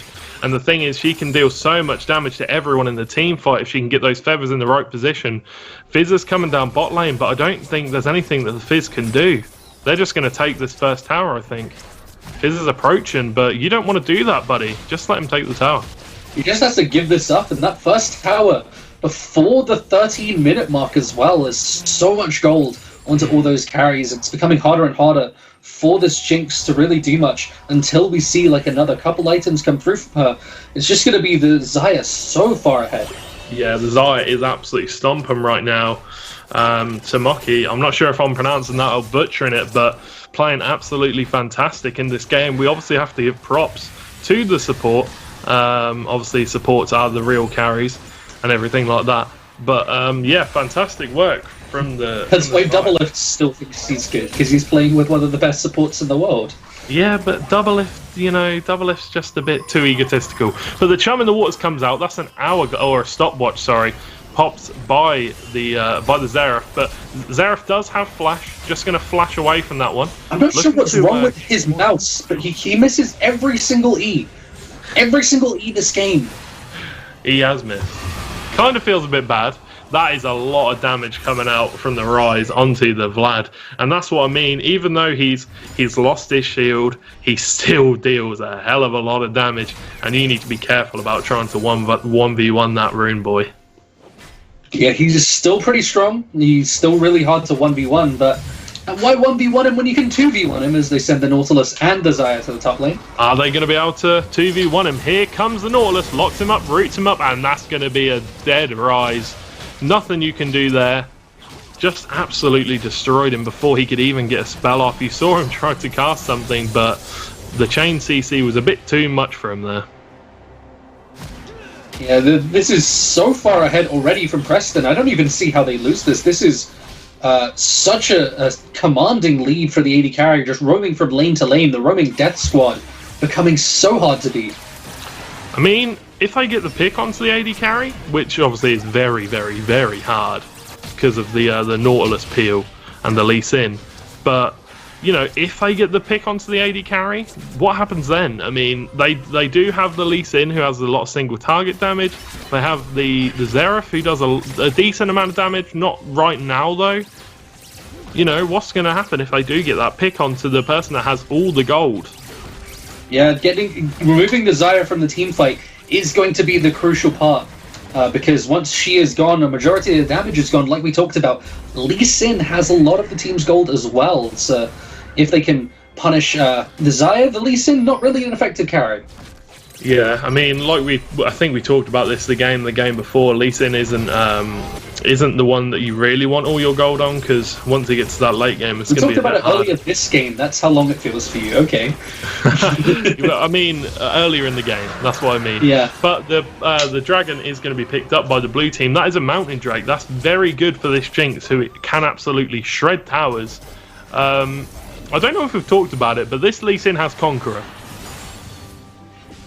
Yeah, there's Lee Sin. It's extended trades, so it's meant for the early game where you want to be fighting in these long extended trades versus a Nunu. But right now they're just trying to force mid lane again.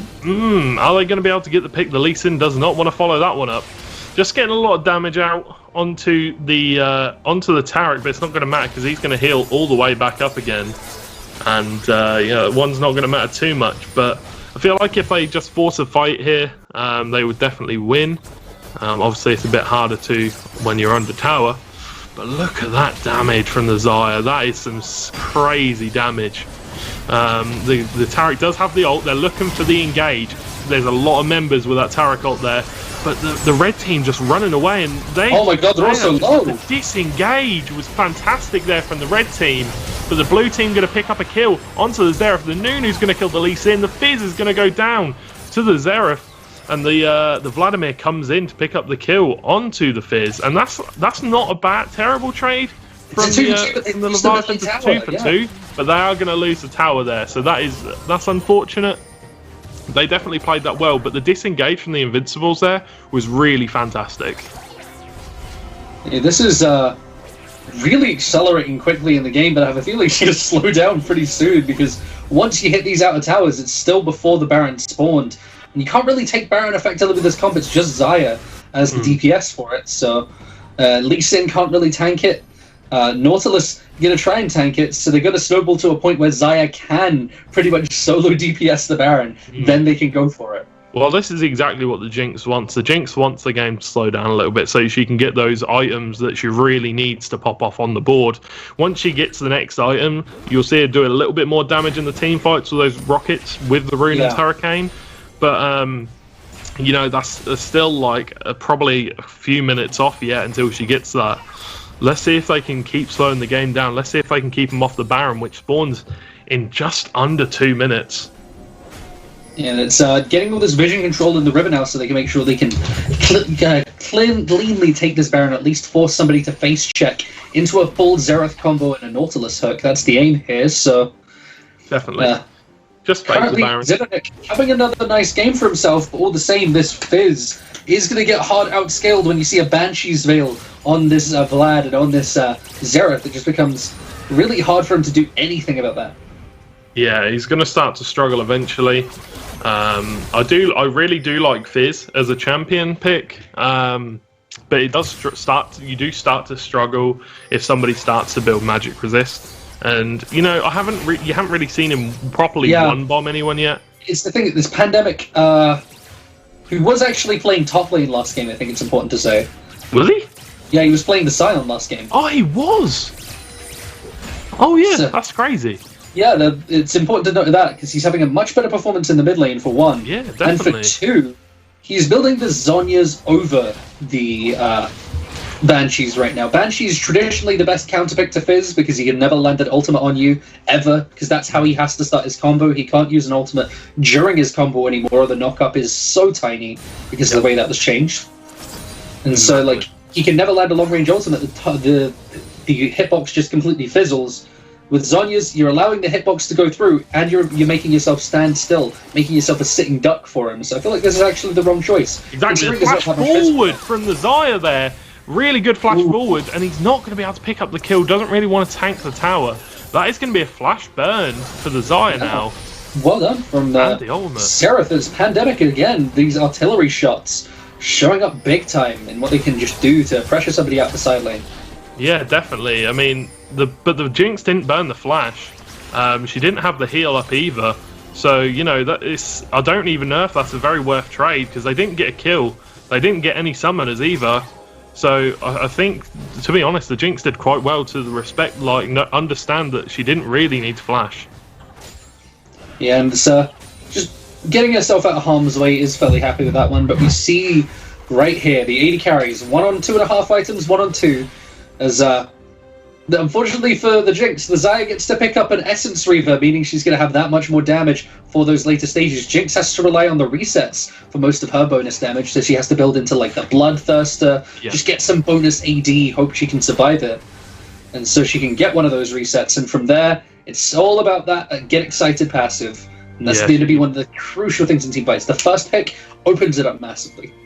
Yeah, definitely. I mean, she's already got the 2 items, the 2 main items she needs, but she really needs like another BF sword. But here you go. The red team are looking to pick themselves up a ocean dragon here. See how that favors them. Obviously, we spoke earlier about it not being the greatest dragon ever. But yeah, it's not the. I mean, it is the worst dragon, but it's not like its stats technically are fairly decent. I'm pretty sure, what is it, 8%? An 8% Something on missing like that. mana, which is fairly good. Like, I'm pretty sure that's similar to having like a Warmogs, isn't it, out of combat? It's way less than a Warmogs. It's a Warmogs is more like when you've got triple ocean. But a single ocean dragon, it's like it is like having a couple of rejuve beads, which can be helpful.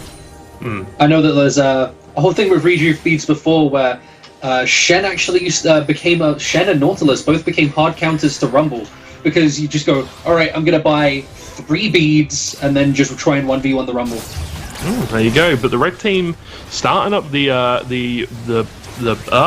get my words out here. Starting up the Baron buff. And the blue team know what they're doing. Are they going to be able to pick up the Rift Scuttle? They are not. The red team are going to have control of that River Vision, and they are going to have to back off now. And the red team, they're not going to start it. They're just going to look to clear out a few more wards. Yeah, Preston, getting the vision control of that area again. What we want to see from them is them deny vision, push mid, and force people to face check. But they don't have the damage to force people into face checking right now. Exactly, and the ult comes out from the Rise, and this Vlad's starting to deal a lot of damage. The Rise misses the Q there. That might be his catalyst, but no, still takes down the Vladimir there with the last Q. Fantastic little bit of work. Unlucky from the Vladimir. Thought he was going to have that one, to be honest. And here comes the Nunu. He's got a massive snowball. Is Lee Sin going to see it come and dashes away with a ward hub? Kicks the Fizz into the backline, but Lee Sin is going to drop. The Taric ultimate is now coming out. The flash over the wall from the Nautilus. And Jinx hits the blast cone there. He's going to run down this Nautilus now to pick up the kill. Really good work there from the Leviathans to pick up 2 kills. And, well, 3 kills with the Vlad, and they're now going to try and take the Baron. Yeah, they can now, but the Xerath's going to try and poke them off of it. That is a lot of poke damage, but they do have decent damage as well as the Mountain Dragon. I feel like they're definitely going to pick this one up.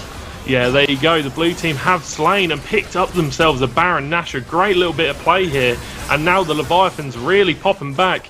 The Rise stayed a little bit too long there. Could have maybe ran off of his team. Just gets picked up by the Xayah there. Good little kill to take back from the Invincibles. One less Baron buff to deal with.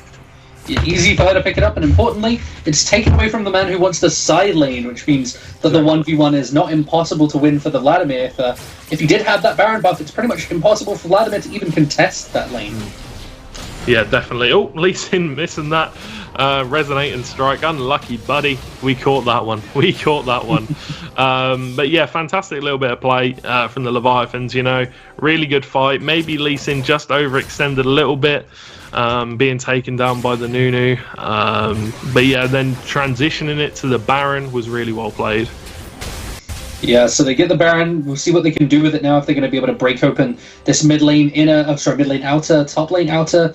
If they can break open those, get some nice standing gold for themselves on the map, try and even out the turret score overall, then definitely they've still got a chance. As we said earlier, with the Xayah so far ahead, it was near impossible for them to win. They found a window back into it. Yeah, exactly. They definitely did, and let's see if they can try and regain, you know, a gold. Well, let's see if they can creep back a little bit in the gold deficit. They're obviously still training, not a massive amount, just a little bit. Let's see if they can pull that back and try and get themselves some towers. But they still seem a little bit scared of the Leviathans, to be honest. When they're coming down the mid lane, they're just backing off. But, you know, you've got that Baron buff. You really need to try and get some towers with it. Yeah, it's coming out. Shoving it in, but the Xerath, he's just got so much ranged wave clear, so much ranged poke that it's so difficult to push it consistently. I think this will be the tower going down here. Just going to let Jinx have that one, and now they obviously do have a lot more. They have a lot more chance to go open into the enemy side of the map now that mid tower is down. Talking about wave clear, that Xayah has some crazy wave clear with 3 items. Yeah, but it's because she's been so far ahead, and we could look at the fact that Jinx is on 3 items as well, but 1, yeah, her items a lot cheaper. It's a Rapid Fire versus an Essence Reaver, and 2, look at how much Essence Reaver does for Xayah at this phase of the game. Yeah, it's a massive amount. Giving back the mana. I'm pretty sure it gives back mana on auto attack still.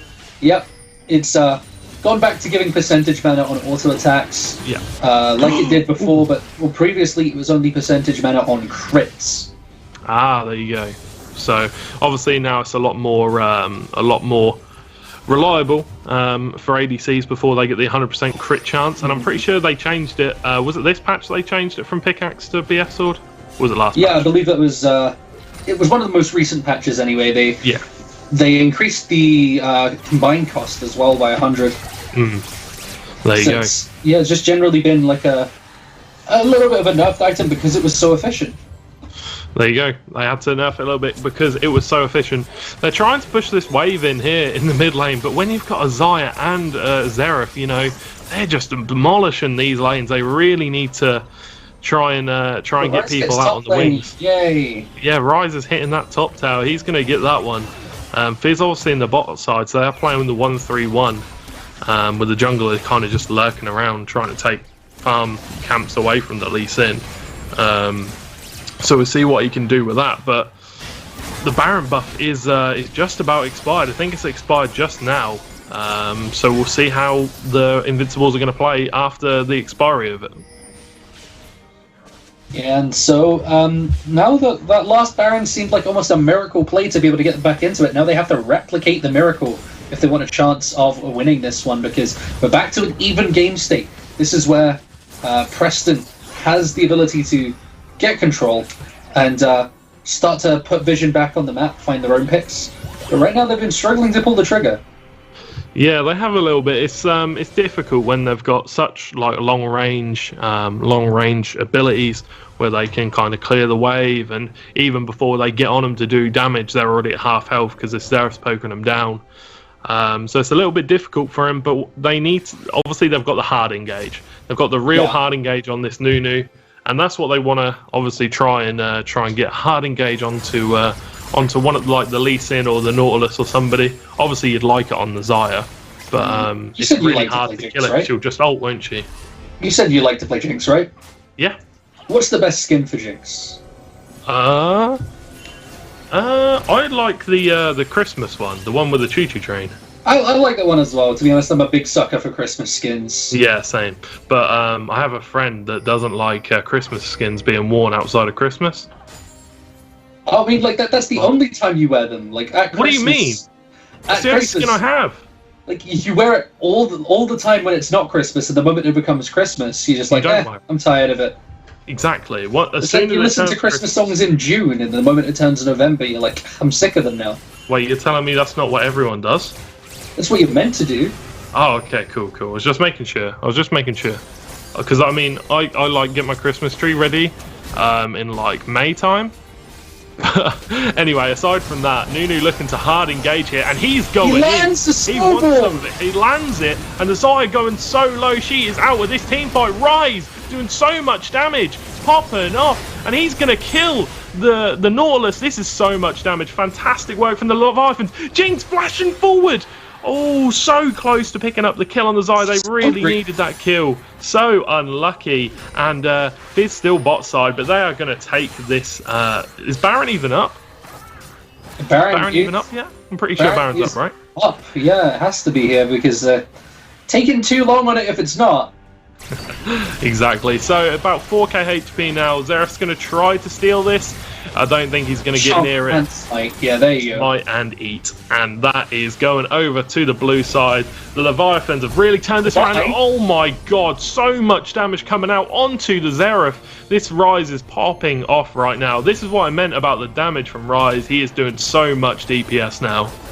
Ryze is pretty terrifying right now as well. Like, you're seeing this Glacial Shroud being built up. I'm wondering if we're going to see the legendary Frozen Heart lost item on Ryze. Oh, could you imagine? That would be a very interesting one. Well, that's what he's building into by the looks of things. Yeah. I don't know what else he'd be building into with that item. It's clearly the fact that he's building into Iceborne to max CDR. Maybe. Who knows? Maybe he wants to be part of the. Maybe he wants to be part of the Glacial Gang. The other option is the more common option. I'd love to see the Frozen Heart, and however much I'd love to see that, it is almost certainly going to be a Righteous Glory. Righteous Glory, there you go. To really run at those, at the carries and one shot them like we saw in the last team fight, taking the Xayah down to like 200 health. Yeah, there's only one threat, and it is the Xayah. And if the Xayah isn't a threat, you win the game. Frozen Heart does that, but Exactly. You can't do that in every game. You gotta actually build the relevant item that Rises build. Exactly. Can't troll every game. Can't It troll started off as a meme, actually, because Doenby used to just pick it. Because, Oh my god, that damage coming out from Rise. Biz absolutely one-shot somebody along with the help of Rise. But the Taric ultimate comes out. They are looking to TP into the back. Rise actually got stunned up, so that cannot happen. But they are going for more kills. The Nunu's running forward. Xayah looking to do so much damage. This is the chance Xayah needs to pop off. And she cannot. She is going to be shut down by the Rise. And that is almost certainly going to be some towers coming out for the blue side, taking down the Xayah, taking down the support and the top lane and the jungler, and picking themselves up another dragon. Well, it took a long time, but the AD carries, have a look at them. They evened up the scoreline between the two of them. Even the CS has got a lot closer, as suddenly the Jinx is well and truly online. They're using this TP to try and get the mid lane tower. They got the Baron, so they got the ability to pressure this one out. And this should be a couple inhibs pretty quickly, unless Preston can find a really solid engage. I predicted it, Sin. As soon as I saw that Jinx pick, I was like, as soon as she gets those items on the board, she is going to pop off, and there's nothing nobody can do about it. This Rise dealing way too much damage, the Jinx dealing way too much damage. I think this game's just completely spiraled out of control for the Invincibles now, unless they can get a miracle pick onto one of the carries, and they cannot. Look at this damage coming through, and the Xayah actually going to take down the Taric. They're turning it around. They've done it. The double kill comes out for the Jinx, the triple kill comes out for the Xerath, and they've actually managed to ace, I think. Yeah, they've managed to ace the Leviathans. An absolute turnaround. They lose the two inhibs, but they clean the team fight. There's not really much they can do to get back on the map other than rest on the laurels and know that they got a large chunk of gold out of that. There was a whole 700-800 gold shutdown onto Honeybun, so we'll have to see who picked that one up, but it's a lot of gold into the pockets of Preston Invincibles. Yeah, definitely, and you know, just as we were saying, it's going to be so hard for the Invincibles. They need to make a miracle pick. They get that pick. They shut down every single one of the Leviathans. Tell them not today. We want to go to game 3. Not quite there yet, obviously, but Preston, they're still not letting go of it. They're still fighting back. They want this point. They want this point, and they will not leave without it. They're clinging to the life support, guys. The Xayah got the Bloodthirster finished now. Let's see how he's going to do it. Also picking up the last Whisper. Wonder which one that's going to build into. Probably going to be the Lord Doms, I would say. There's not really any tanky stats apart from the Nunu, or the Taric. So I presume it'll be the healing Lord Doms coming out. Yeah, it means that you don't get much healing from the Taric. The Nunu can't self-heal as much. Yeah, it could definitely be helpful. Yeah, definitely will be helpful in this, but they're actually running it down mid, and there's not going to be any Leviathans to stop them. They could just pick up the inhib here, but they are being collapsed on. Here comes the Nunu. Oh, so unlucky, it just hits the wall. But TP coming in here from the Vladimir. He is half health already, just to keep you on that. But they are looking to take the inhib. I think they will definitely get it, but they are looking to try and pry them off of this. Yeah, they're still feeling pretty afraid. They know that one teamfight costs them the game here, so yeah, they don't really want to buy into that as Jinx finally picks up that GA for herself. Yeah, no lifesteal to speak of, purely relying on the healing of that Taric. Yeah, and obviously if the Xayah hits that Taric, it's going to be very difficult for that Taric. But the ult in from the Rise, there's so much damage coming out, but where is the Jinx? She is on the back line. The Taric ult finally comes out. The front line is getting absolutely demolished for the Preston Invincibles. This looks like it's almost going to be the game here, unless they can get a fantastic pick. The Nunu is sprinting. The Xayah really needs to get some damage down here, but she gets rooted up, stunned up. The Lee Sin goes down. The Nunu throwing the snowballs out. But the Xayah popping off. That's the triple kill. Oh, wow. The Xayah absolutely going ham here. Absolutely solo triple. carrying this game. One ability, 3 kills. The Blade Caller still so strong, and I think they forgot how fed the Xayah got earlier in the game, as it leaves the Nexus borderline exposed, but still ends up picking up 3 in a fight where none of them should have really gone down. They should have been backing off far earlier. Yeah, they were looking, they were pushing, they were overextending there. They really didn't need to. Now looking for the Baron. Lee Sin isn't up, but can Xayah look to steal it, or is it going to be gone before they even get there? Oh, he steals it! Oh my god! The Xerath steals the Baron with the ultimate! That is absolutely huge for the Invincibles! The long my range God. artillery shots from Pandemic, the man who we saw on Sion last game, ends up pulling it out, pulls out the pocket pick Xerath, and he is showing up this game as in the depths of despair, the Preston Invincibles pushed back to their Nexus. They find a team fight, they find a triple kill on the Xayah, and they find a Baron steal. And they're pinging for the Elder Baron. The Elder Baron? The Elder buff. They want this dragon. But Exodus looking to backdoor. You cannot do that to them, Exodus. You cannot. He's looking for it. He's got the Taric with him. They cannot backdoor them. You cannot do this to them. Oh my god, They're not stopping the recalls. The pings are coming out. Do they have the damage? The Leviathans, they have the damage. The Baron empowered recalls. They did not think about this. But they're actually going to finish it. The Leviathans take the game. Oh my god.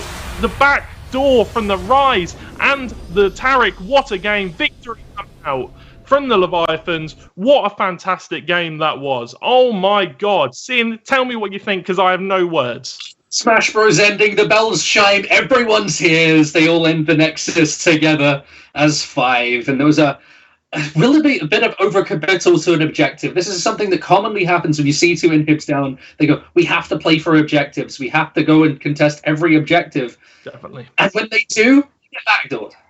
Exactly. That is so unfortunate. I feel like they maybe misjudged the situation. You know, the back door's open. You're against a Rise. He's going straight for that back door. You know he is. You can't overcommit to that Elder Dragon, because if not, you are just going to get backdoored there. That is really, really unfortunate. What a game for the Leviathans, you know? Yeah, and it's unfortunate for them. It's ends up being Lakeside taking this 2-0. Sorry, Lakeside. It ends up being the change around in mid and top. It gives the Preston Invincibles a lot of a better chance, and Preston tried they tried something different. They pulled out the Xerath. It played well. It didn't really struggle versus the Fizz as much as we expected. The Vladimir, pretty much a non-factor throughout the game, though, you have to say. And bot lane got such a lead. It just wasn't enough when you saw these team fights start to turn, when the Rise started coming online. And once again, drafting for scaling, the moment that window opened up, they were punishing every single fight. Definitely, they were punishing everything. But I've got to say, you know, shout out to the Xayah. Really unlucky. Timoki, I'm sorry if I'm butchering your name, dude, but absolutely fantastic work. You was you was basically carrying your team. Let's be honest, you was doing so much damage in that game. I'd be interested to see how much damage he did. But what a fantastic game. Thank you so much for having me, guys. I really do appreciate it. It's been a fantastic 2 games. Hopefully, I haven't butchered my work so bad. You can catch me tomorrow night on FIFA, 6:30, Arena Clash. Be there. It will be really good. Good fun. Go watch the FIFA, everyone. Yeah, go watch the FIFA, guys. Wink, wink. But yeah, if you do want to come pop in, I would appreciate it. Obviously, if you do want to get involved, you can go to belong.gg to find your local arena. Other than that, I've been George GNC. This has been Sin. Fantastic week of League of Legends, and I'll see you guys next week. Well, I won't, but we'll see you guys next week. Catch you in a bit, guys.